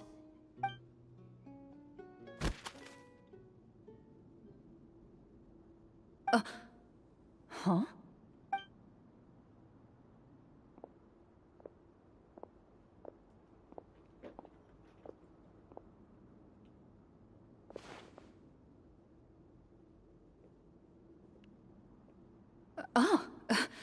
Looks like the next part of our script is here. Perfect timing. The situation was really starting to get desperate. And not just because of the prison thing. From Clorinde's face, I really can't tell if it's good news or bad news.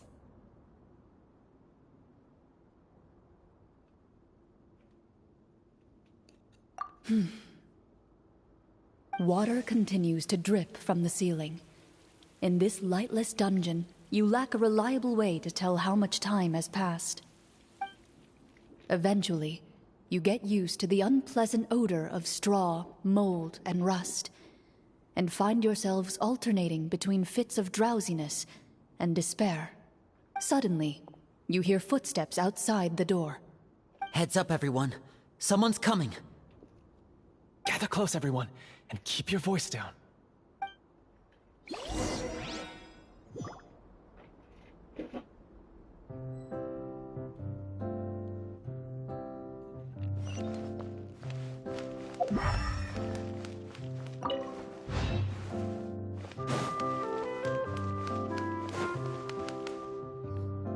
Who are you?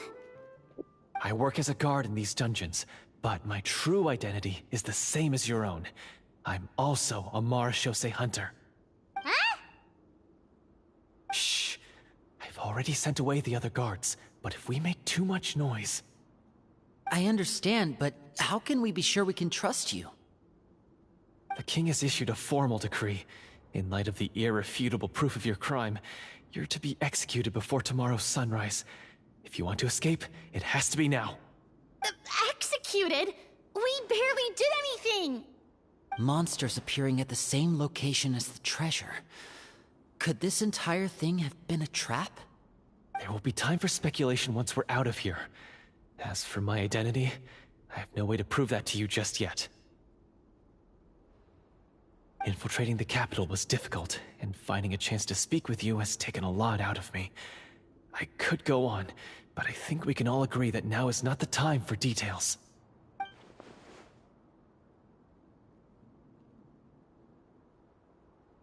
Have you seen our weapons anywhere, sir? Don't worry, I brought them with me. They're just behind the door. Still, these weapons alone won't be enough to defeat the true enemy behind the scenes.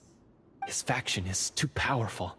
The guards are all under his control, and he's even stationed a number of golems in various rooms throughout the palace. To defeat him, you must find a secret vault. It is said that within that vault, the Marechaussee hunters of the past left behind a treasure with the power to defeat the sorcerer.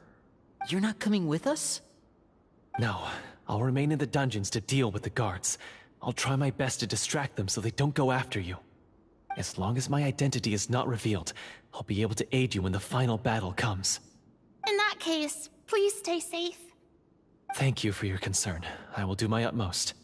As for the location of the vault, here, this map should lead you there.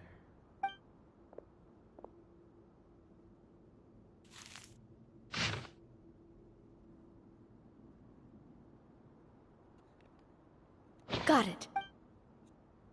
All right, once I open the door, remember to stick close and refrain from making any noise. I'll lead you out of here as quickly as possible. You now have the chance to restore the honor and legacy of the Marechaussee hunters. So please, get out there and reclaim what's ours. And be sure to exercise caution. With the help of the guard, you successfully escaped the dungeons. Your sense of despair and anxiety both seem to fade as you continue your quest.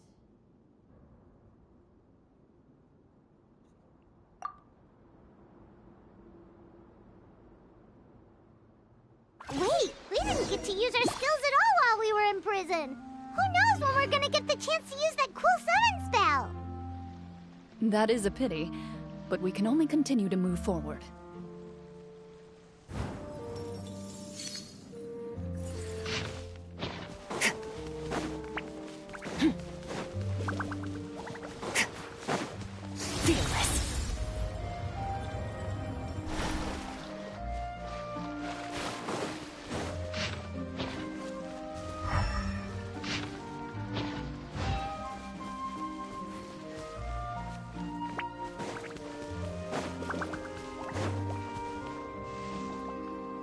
This should be the place marked on the map.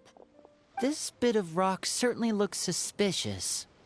Well, I'd say an investigation's in order then. Plus, if all else fails, we can just blow it up. Wow, you really meant that! Before you lies a serene stretch of open water, its surface shimmering a brilliant shade of sapphire blue. Well, guess this means it's time for a swim!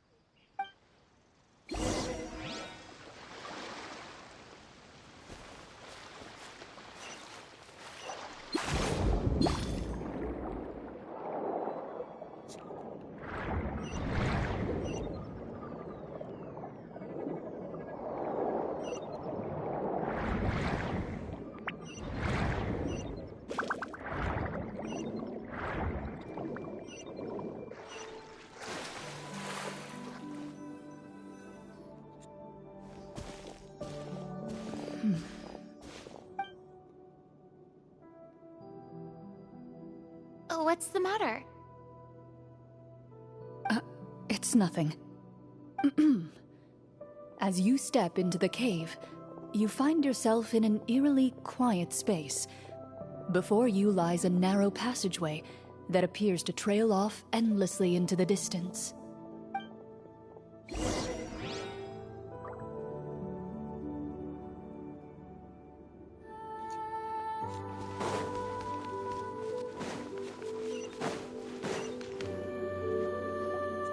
Wow, this must be where the treasure is hidden. But this door is blocking our way in. It almost looks like it's been here for quite some time. I've got to hand it to the tabletop troupe. They really went all out with the props. Huh. What have we got down here? A kind of mechanism connected to the door? It looks like we might have to arrange it into a certain pattern. A pattern on a stone door. That's something Master mentioned before. Is something wrong, Chlorinde? After a long, difficult journey, you finally arrive at the location indicated by your map. It appears to be an ancient site of some sort, where treasure likely awaits.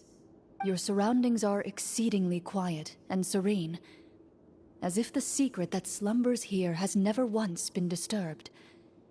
If you listen closely, you can almost convince yourself you can hear the sound of its calm, gentle breathing. That description makes Paimon feel kinda bad for disturbing this place. We're doing this for the sake of the people, to free them from the evil sorcerer. I say it's time for this treasure to once again see the light of day. Linny's right. We need to keep going. The future of the kingdom depends on it. The next part of the story requires us to solve the puzzle, right? Let's start exploring the area. Yes, that should be fine. Something feels off about all this. Guess I'll just have to improvise.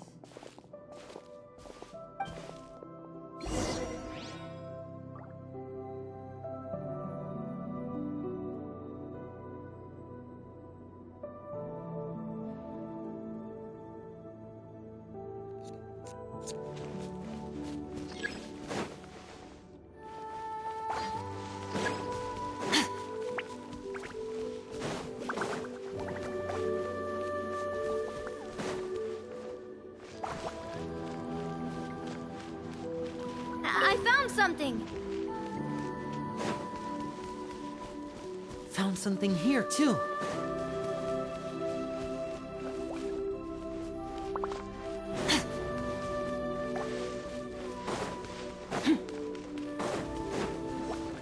Same here.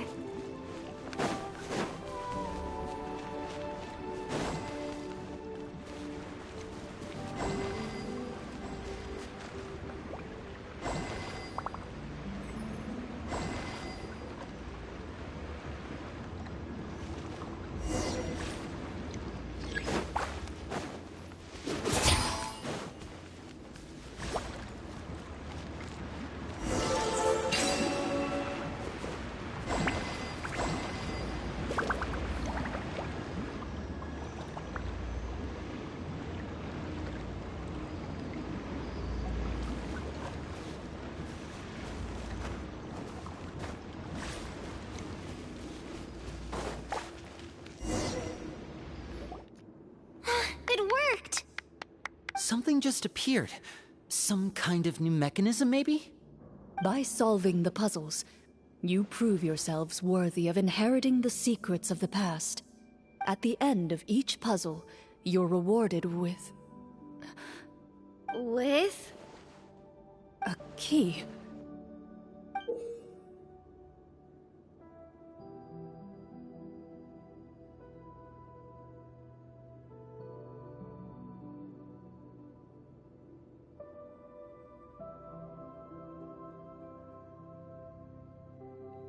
Oh, it must be the key to the big door.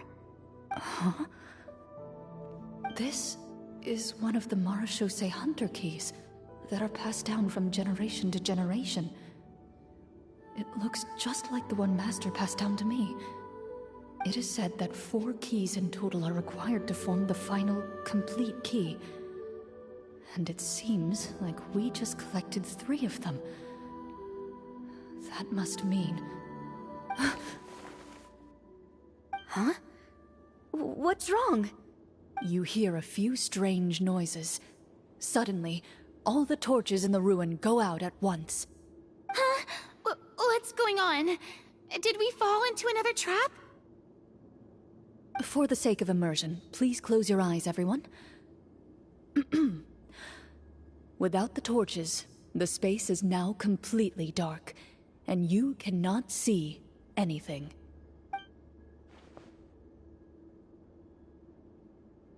But Paimon can still see a little bit over here.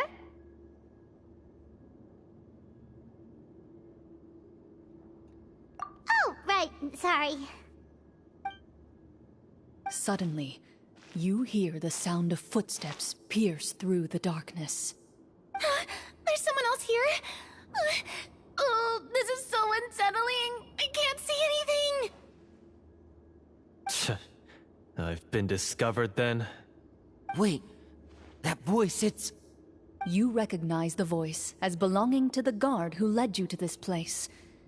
It appears he now covets the treasure for himself, and has come to stake his claim.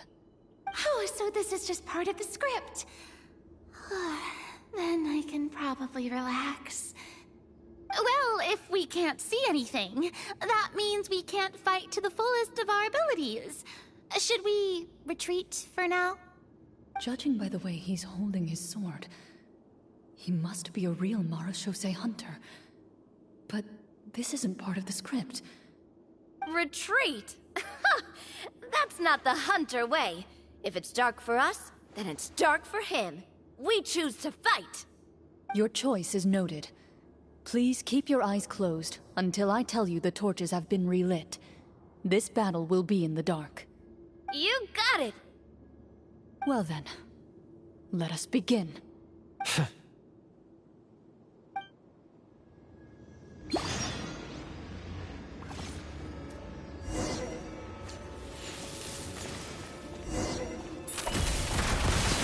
I'd like to try to hit him with my sword. Your strike is successful. Ha! You're facing a veteran Marechaussee hunter. You don't stand a chance. Is he still standing? Goodness. Is it over? Can we open our eyes now? The enemy is strong and relentless, but the battle is nearing its end. The torches have not been relit. What about now? Final strike. Ha!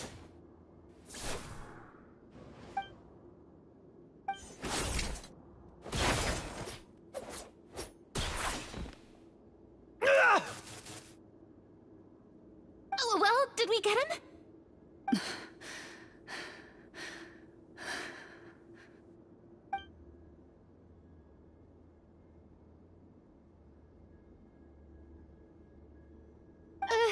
Chlorinde? Warm fire flickers across the walls once more. Your vision is now clear. In an impressive display of courage, the four of you successfully defeat the uninvited guest. That look in his eyes. It's like he became an entirely different person as soon as I defeated him. Huh? Mr. Florian? Oh, wait. We're supposed to be role-playing. I should stay in character. Speak your name, guard. Why did you lead us here just to betray us?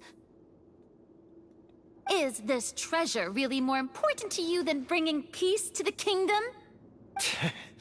What kingdom? What peace? Those were nothing but lies! I, Florian, am a true Marechaussee hunter, descended from hunters of ages past. So he's also using his real name. Or, wait, was that the name of his character from the very beginning? Then I'm even more confused. If you truly are a Marechaussee hunter, shouldn't you want to help us just like you said before? Shouldn't we fight together for the sake of the people? What do you know? In this day and age, there's no glory to be had as a Marechaussee hunter. What's that supposed to mean? My skills were passed down to me by my father. We lived a life of obscurity in the remote wilderness. Still, he devoted everything he had to being a Marechaussee hunter. And what did he get in return? A life of poverty and pain. In a world that forgot all about him. When he died, not a single person came to mourn his passing. The Marashose hunters were the ones who saved this city. We're heroes. We deserved more recognition and respect than this. Is he talking about how no one in the capital seems to remember the hunters and their legacy? I didn't expect the script to contain this level of social criticism. So that's why you want to take the treasure for yourself? You feel like you're owed fame and wealth? If you already knew where the treasure was located, why didn't you just come down here and take it? Because I still needed the final key. Only a true Marashose hunter is capable of passing through this final door. As someone who sought to hurt others for his own gain, Florian lost that right long ago. Okay, but what is this treasure anyway? We've got all the keys, right? So can we just go in and take a look? You're sure you want to go in? We've been talking about it for so long, of course we want to see what's inside! And we've already defeated Florian, right? So he won't try to take it from us anymore. Pesky brats. Watch yourself. Then let's open the door together. All right. Your choice of action is confirmed.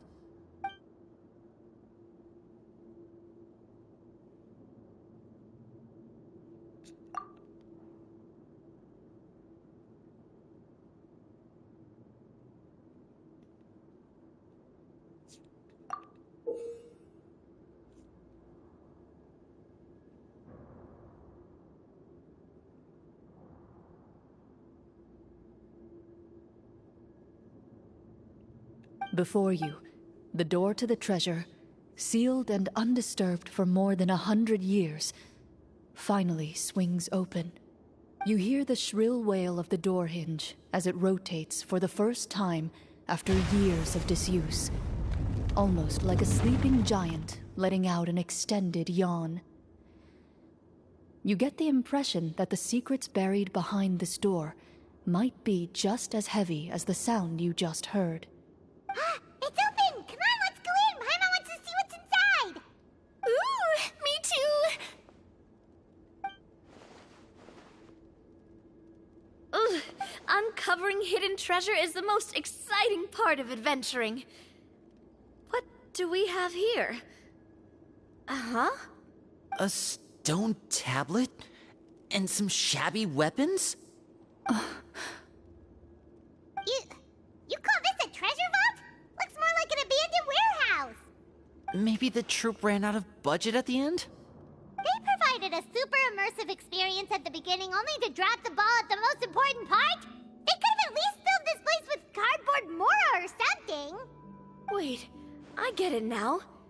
Paimon, this is the real Marashose hunter treasure. Huh? This is it? The Marashose hunter treasure is just a stone slab and some broken swords? I can't believe it. I refuse to believe it!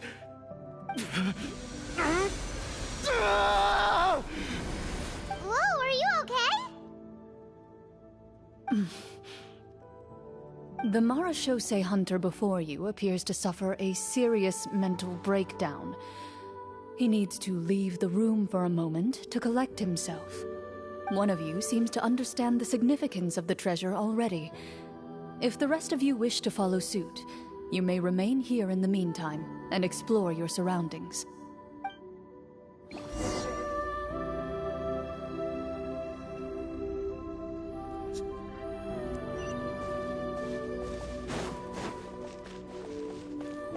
Walter.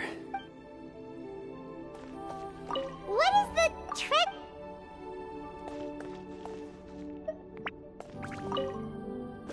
The names on the tablet.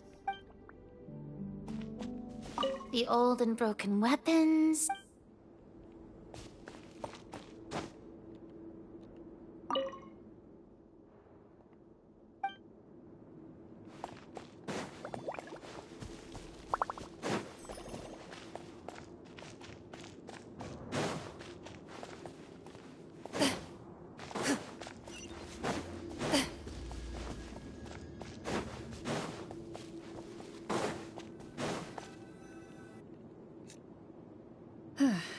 So, How are you doing? Feeling any better? What just happened? Do you remember how you got here? Or what happened to your body just now? I remember now. I brought you here because I wanted to... The explosives in the cave! You mean these? Huh? How did you... I could tell something was off the moment I stepped into this cave, so I kept an eye out. I've already dismantled the whole thing. So the strongest champion duelist in all of Fontaine saved the day once again. Guess I shouldn't be surprised. It would seem your skills as a Marechaussee hunter are as sharp as ever. I deserve some answers, don't you think? Tell me why you wanted to lure me here. Everything you said earlier sounded like the truth. Luckily, your monologue was dramatic enough to convince my friends you were just role-playing. I don't know. I just always felt like there was something in my heart that didn't belong to me. Something agitated and angry. Who knows? Maybe it was my own anger all along. I could never really tell. The feelings about my father and the other Marechaussee hunters are real. It just wasn't fair. I was angry, bitter that no one remembered them or praised their accomplishments. I don't know when it started, but at some point, my anger came to completely consume me. At that point, I remembered the legend my father used to tell me. The one about the treasure. But if the treasure was all you cared about, why plant all those explosives? Wouldn't they just destroy the treasure and bury you along with it? I can't remember. My head is a mess. It felt like there was this voice telling me to eliminate the hunters, but now it's gone. From your description, I suspect you were dealing with a devorator. Devorator? Oh, your master... your father, I mean. Never talked about it? It was a kind of monster that was active several centuries ago. No, I've heard of it. I'm just not sure why you suddenly... Wait, it can't be. The seal! The seal? My family has served as Marechaussee hunters for many generations. But the title and swordsmanship weren't the only things passed down over our line. There was a seal as well. My father instructed me to always watch over that seal and maintain it regularly. He said it had been passed down over a truly ancient age, and protecting it was our clan's most important duty. But I neglected that duty after he died. I finally decided to come down and check on it one day, and that's where my memories become fuzzy. The Devorator would be a formidable adversary for any mortal being, even ones as capable as the Hunters. If you lacked the power to completely destroy it, you could easily fall prey to its influence and corruption. In light of this, some Marechaussee hunters chose to seal the Devorator away, in the hopes that a permanent solution would come with the passage of time. I heard it has the power to amplify the obsessions and desires in people's hearts, to the point where they overtake you entirely. It would seem I'm not just lacking in skill with a blade, but in mental fortitude as well. And yet, you were able to retrieve 3 of the 4 keys. If I remember correctly, each was entrusted to a respected and capable hunter. How did you manage it? One of them belonged to my father. The second I stole from a different hunter. And the third... was one that I snatched while the person was on the way home from the tavern. I nearly died in that alley. I know just how strong you are. It's as clear as day to everyone in Fontaine. I observed you from dusk to dawn, but could never find any opportunity to sneak up on you. I never even saw you drink a single glass of liquor. The only way I could think to obtain that last key was to lure you here using your hobby, and then... Oh, I get it now. That monster, it wanted to bury you here alongside the treasure. I won't comment on anything else, but the script was good. Well, I did pour my heart and soul into it. The stories my father used to tell me about the glory of the heroic Marechaussee hunters and how they came to be forgotten. It's more than just a story. Huh? You're proud to be a hunter. You're still holding onto that part of yourself, no matter how small. I have done so many despicable things. I have nothing to be proud of. Then explain the purpose of the evil sorcerer in your story. Huh? Isn't he the true antagonist? The one who sought nothing but his own gain, and used the people as pawns to attain it? In your heart of hearts, he was the one you truly wanted to defeat. But I've already tainted my sword. I no longer have any right to... Wake up, Florian. Remember how you introduced yourself earlier. Do you really think the hunters acted out of a desire for honor and glory? Or to be loved and acknowledged by the people? What did your father teach you about our order? You do not wield your sword for yourself, but to protect those you serve. There's nothing special about a blade. It's the intentions of the wielder that matter above all else. Do you still not understand? Even after seeing the treasure for yourself? The contents of that room, they represent the true legacy the hunters left behind. You're right. I am a Marashose hunter. It's time for me to redeem, no, to finally serve the people I vowed to protect all along. I wouldn't be so quick to push aside the need for redemption. I know. That's a charge I won't bother to defend myself against. Good. Then, come with me, and help me see the script through to the end. Huh? See the script through to the end? But there's no more script left. Never finished it, huh? No, I mean, I wrote the script with the sole purpose of luring you all here. There was no reason to write beyond this point. Then we'll just have to keep writing it. The evil sorcerer still needs to be defeated. You mean the Devorator? Are you saying I have to make up the rest of the script as we go along? Is that really so hard? You've already written most of it.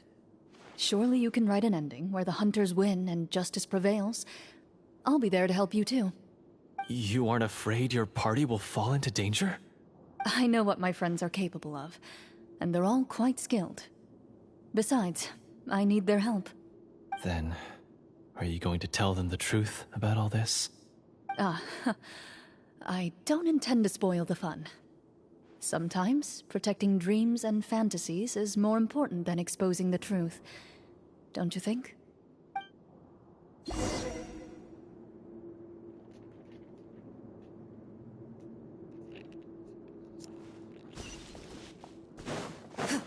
Into the shadows.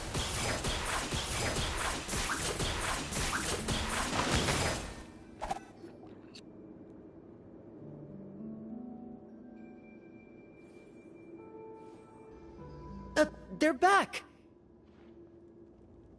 That took a while.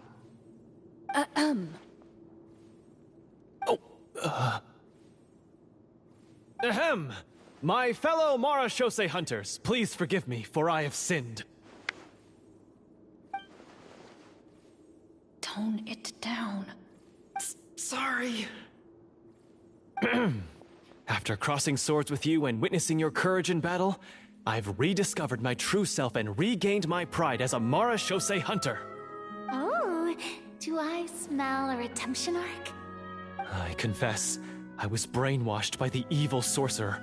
He asked me to lure you here so he could bury you in this cave. That little... Wait, you're saying all of that wasn't you, but the evil sorcerer? That's right. He's adept at manipulating the hearts and minds of the people. I fell under his influence because I did not possess a strong enough sense of will. Huh. And how are you going to prove that you're a changed man? We're not going to fall for the same trap twice.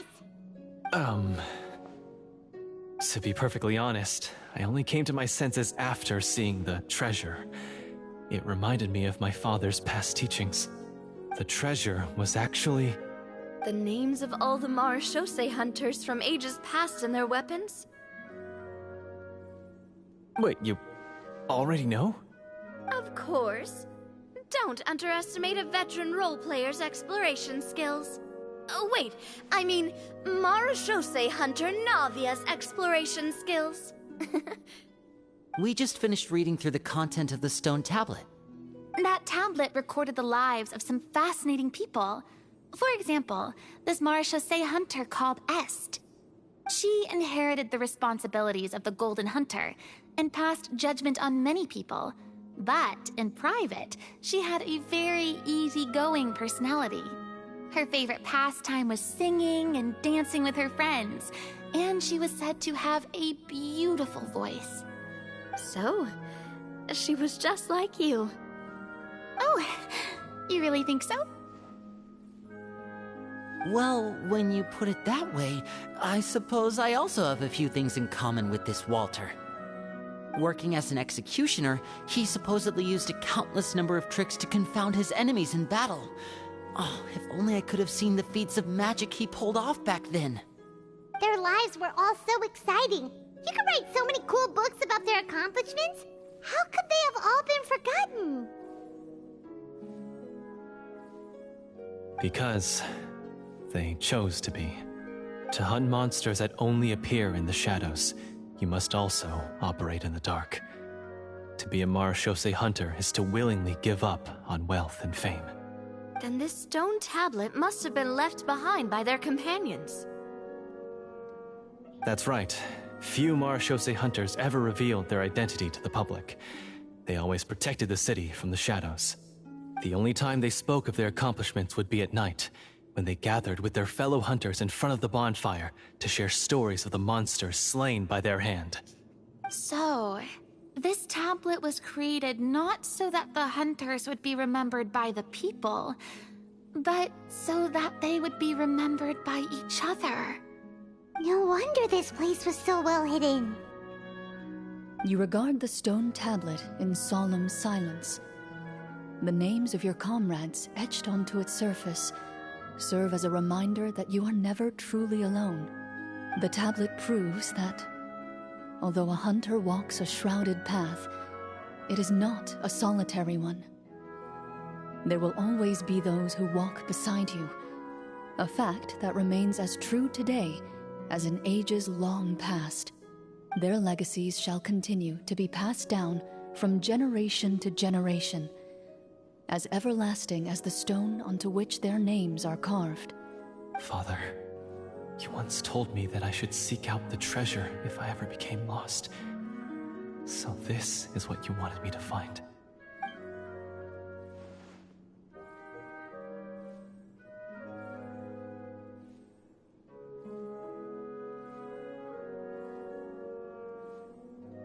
Thank you, my friend.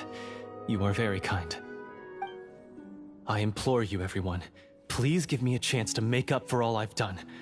Allow me to fight alongside you and defeat the evil sorcerer that threatens the peace and prosperity of everyone in this kingdom. Well, I say we let you join. Sounds good to me too. Everyone makes mistakes. What matters is what you do to make up for them. I have no objections, but Mr. Florian, do you even know how to defeat the evil sorcerer? When he took over my mind, I gained some insight into his thoughts. Every time I thought of the treasure, he reacted with a strong sense of fear. Huh? He's afraid of the treasure? But there's nothing here except some broken weapons and the stone tablet! What if the secret's hidden inside these weapons? GM, permission to investigate.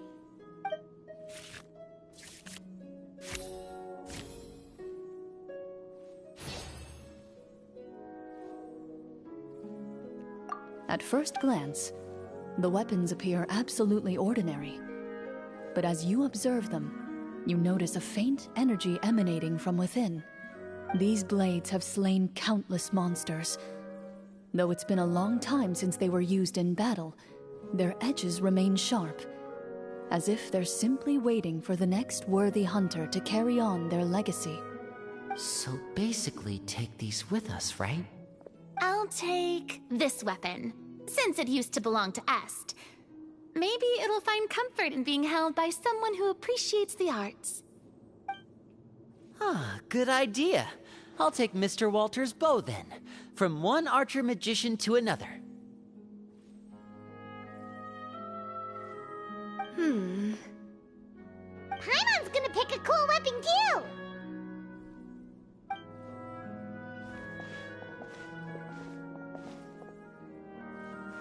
As you grip your weapons, you can almost feel the will of past hunters coursing through your being. It's a feeling of courage, determination. A silent vow passed down from generation to generation that says, eradicate the monsters, no matter the cost.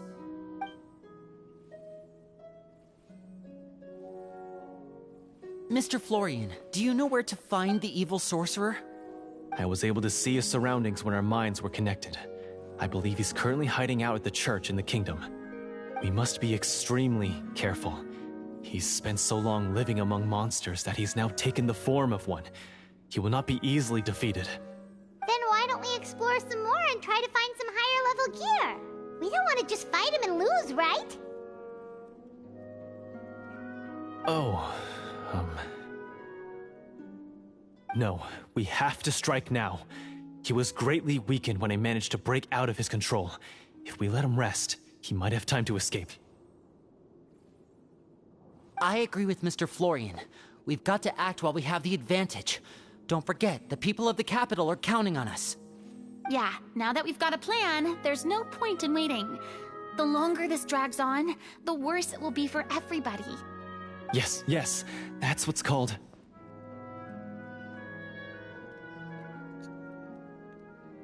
Yes, that's exactly right. Alright, you've persuaded Paimon. Mr. Florian, please, lead the way. Of course. Follow me. He had to set up so many scenes today, and now he has to join in for this last part. I really don't envy his job. Finally, you decide to slay the evil sorcerer and bring peace back to the kingdom once and for all. As you walk away, you feel the gaze of the stone tablet at your back, as if all the hunters of the past are wishing you success in the battle ahead and awaiting your triumphant return.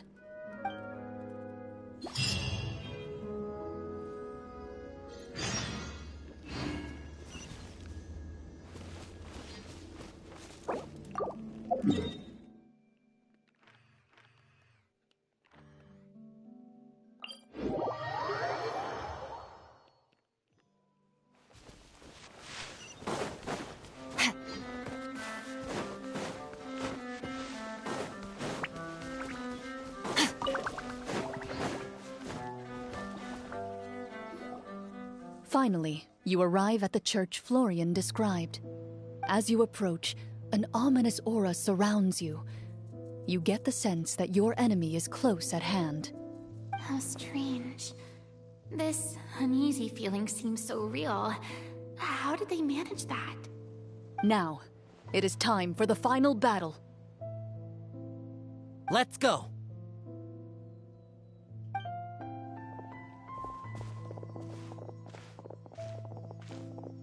Florian, wait. What's wrong? I think you should wait outside. You've already been corrupted by the Devorator once.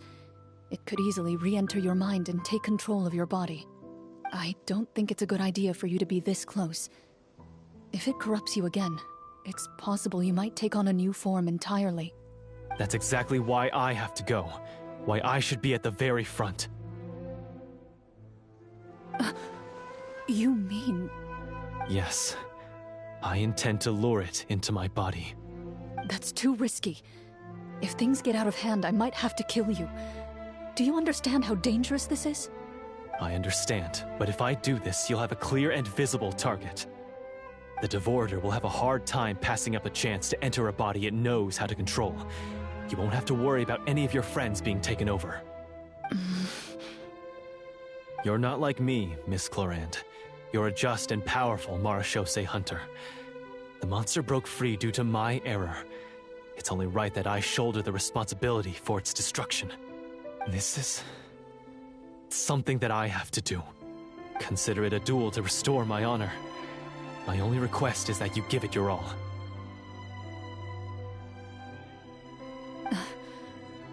I understand.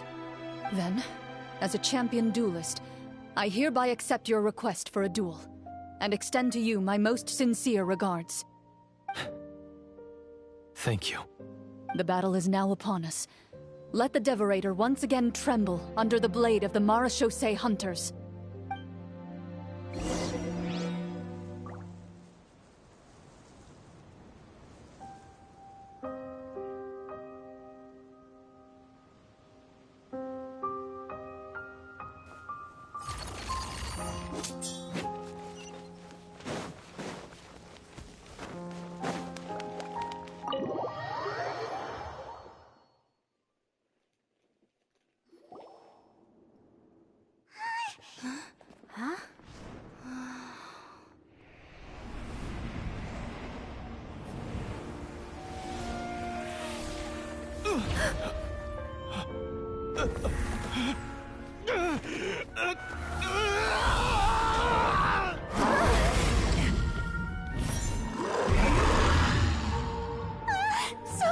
So lifelike!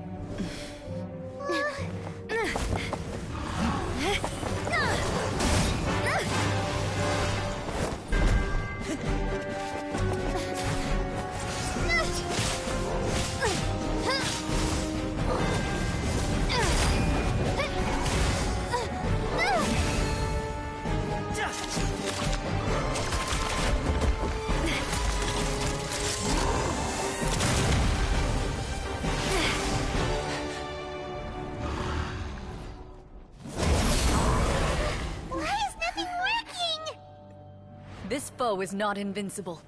You hold the treasure. The power to defeat it in your own 2 hands. The treasure? You mean...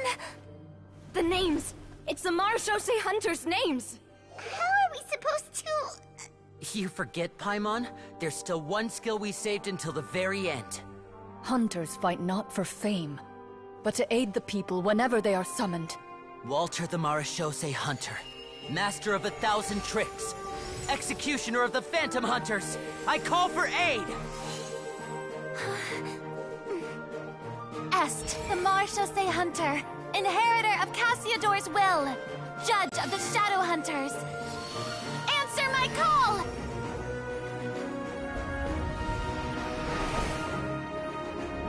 Petronia, protector of justice and order. The hunter I respect the most. Thank you for saving my friend, the best one I'll ever know. Please, lend us your strength.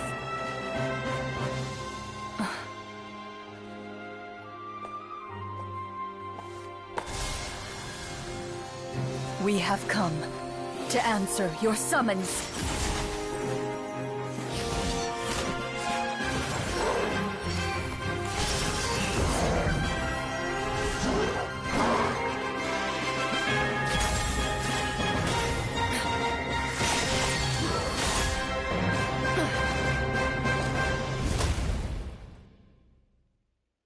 And so, the monsters were eradicated, and the sorcerer was defeated.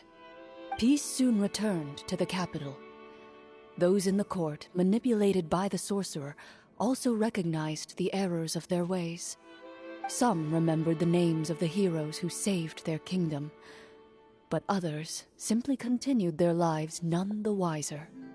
Such is the story of the Marechaussee Hunters. They pursue the phantoms in the darkness and exterminate all who pose a threat. They will always protect the city and those within it, even should all memory of their accomplishments be forgotten by the very people they serve. I am assuming we've finally reached the end of the script. Yes, you've reached one of the better endings. It's a pretty solid story overall. I thought it was just an ordinary adventure at first, but the further we got into it, the more impressed I became with the production and the plot. That final battle especially.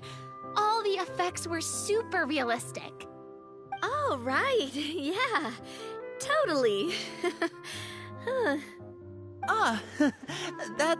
really good point. I never expected the weapons we picked up from that vault would have that kind of effect. Yeah, mine nearly scared the daylights out of me when it started glowing. I took a good look at it after we got out, but I don't think it ever lit up again. Oh, we should probably give these props back, right?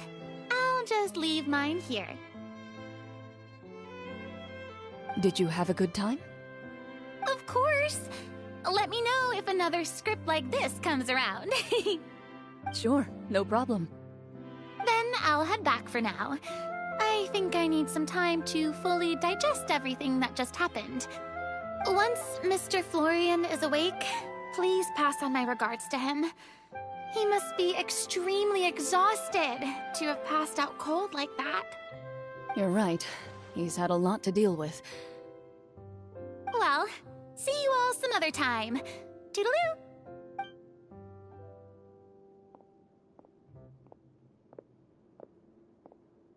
Okay, so, can I ask now? I think it should be fine, yeah. What in the world was going on back there? So you saw through all of that? That time in the cave when you told us to close our eyes, it'd be weirder if we didn't notice anything. I was dying of curiosity the entire time. I mean, you did a pretty bang-up job of pretending nothing had gone wrong. Farina actually looked like she thought all of it was planned.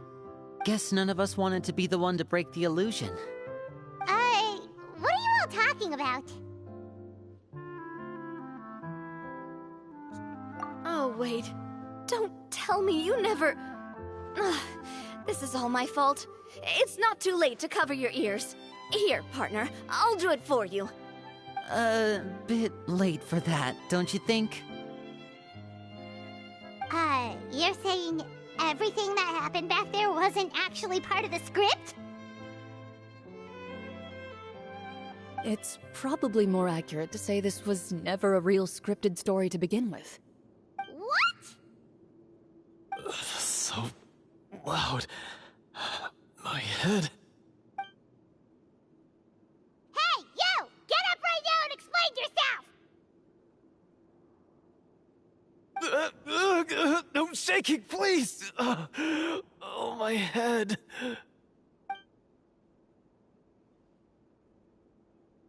Did Paimon just hear that right?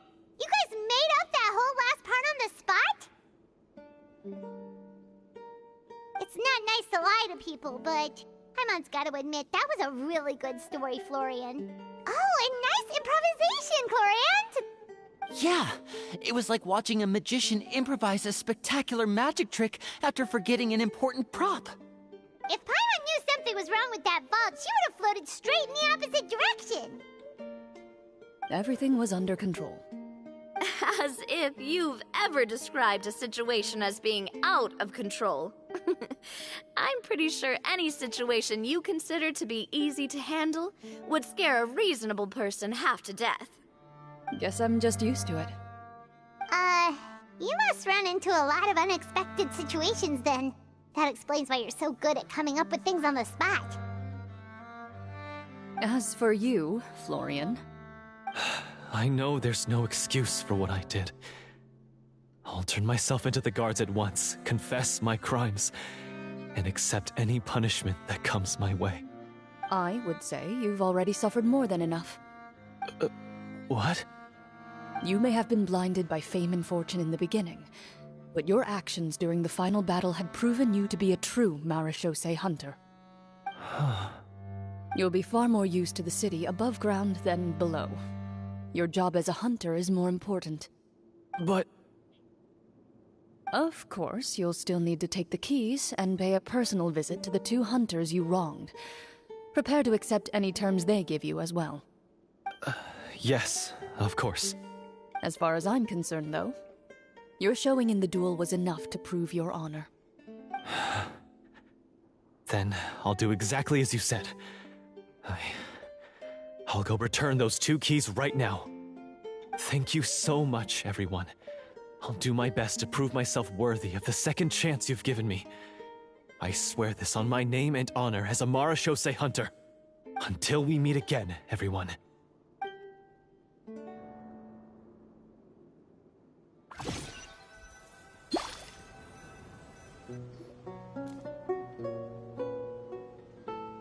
Speaking of Marachose hunters, what should we do about the treasure in that cave?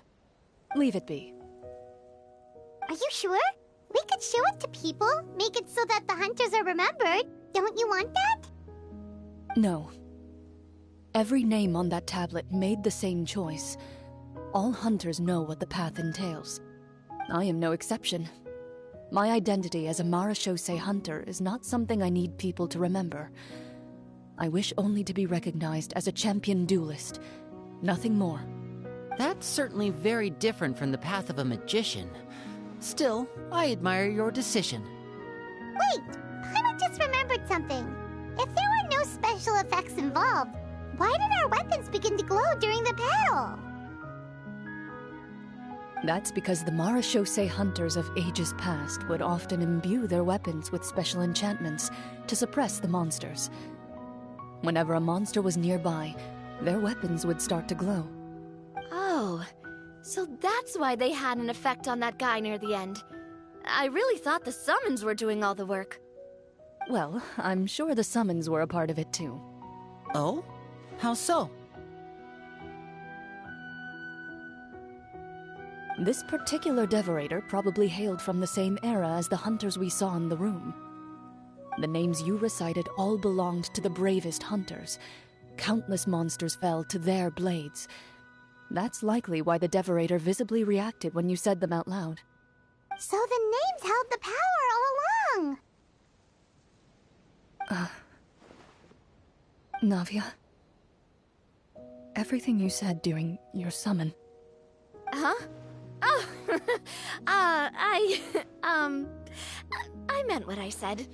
I mean, it was true to my character, so yeah, I'm glad you heard it. Just don't make me repeat myself. It's embarrassing. I really appreciated those words. All right. Don't get all sentimental on me. Anyway, let's not talk about that anymore. I'm going to go on ahead. Don't fall too far behind now. She ran off! I should probably head back as well. This story was truly incredible. I might have to spend the whole night telling my siblings all about it. Goodbye.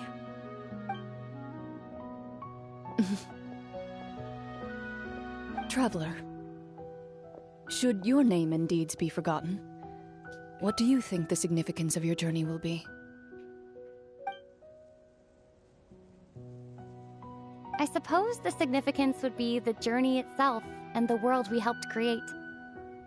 There's still value in the time I shared with everyone here, in the things we were able to accomplish, even if no one remembers them. A great answer. I'll remember it.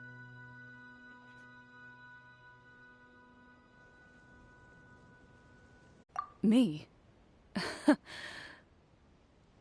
The Marachose hunter says nothing in response to that question. Perhaps her answer lies in her silence. An unspoken vow left to echo through the night. The path she walks needs no explanation.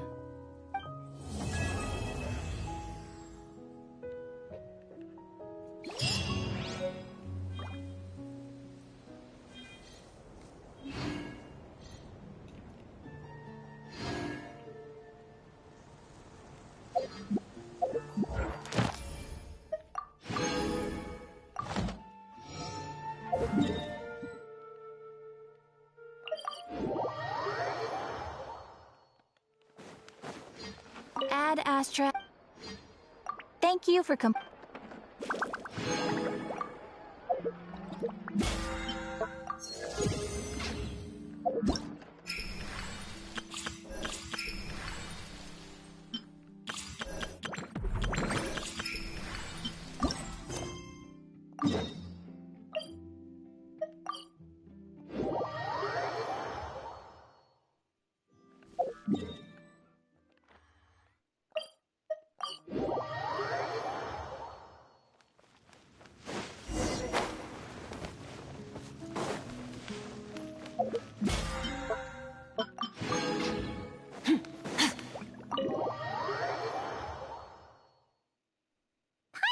Nicole would be waiting for us inside. Isn't she home today? Oh, it looks like this door can be pushed open. Do you think she's inside one of her rooms? We should go in and take a look.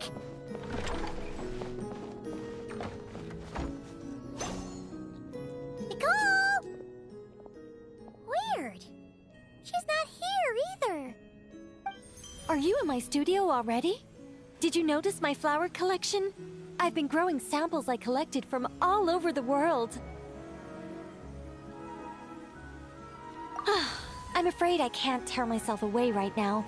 I've opened a stall in Fontaine selling sculptures. No thanks.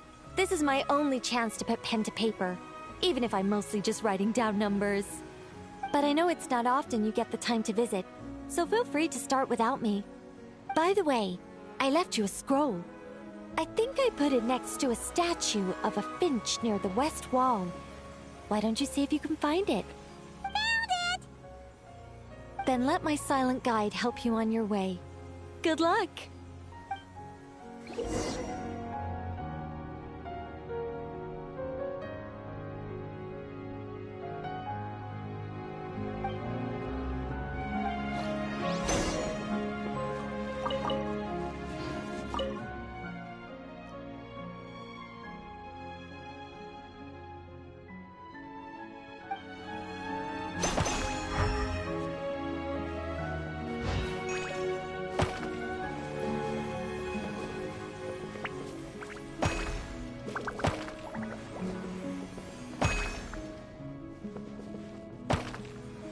Looks like it worked!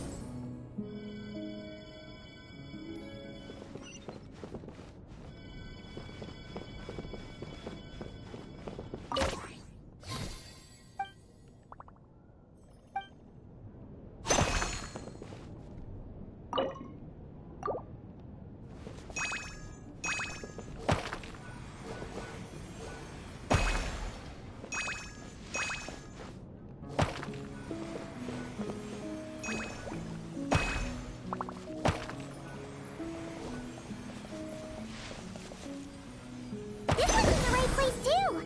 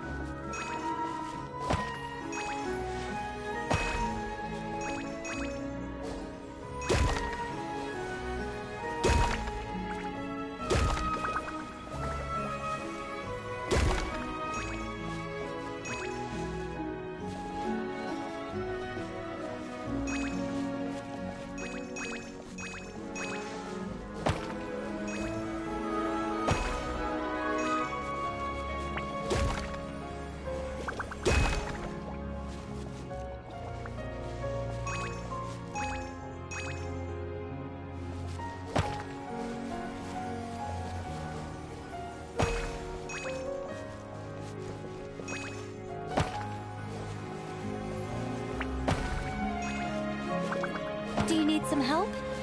Let me just make a few little adjustments to your scroll. Looks like it worked!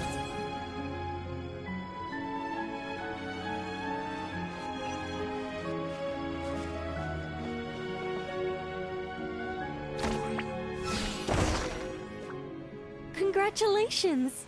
Now, let me take a look. Good job. Unlike the current witch's garden, I stayed in this shrine when I was still an angel. This was my home for quite some time. So many angels! It looks like you were super popular, Nicole.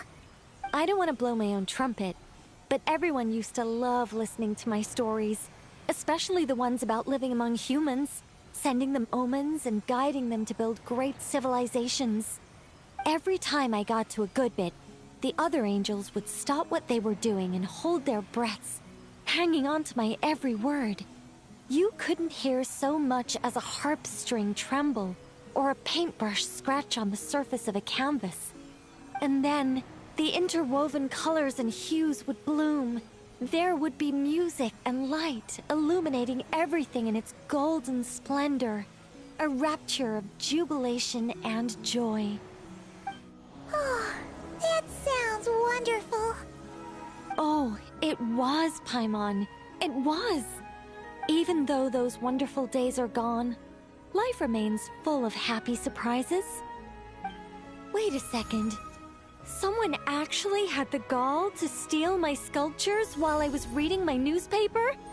Oh, that's it for you, my foolish little friend. I'm going to guide you all the way to the fortress of Meripede.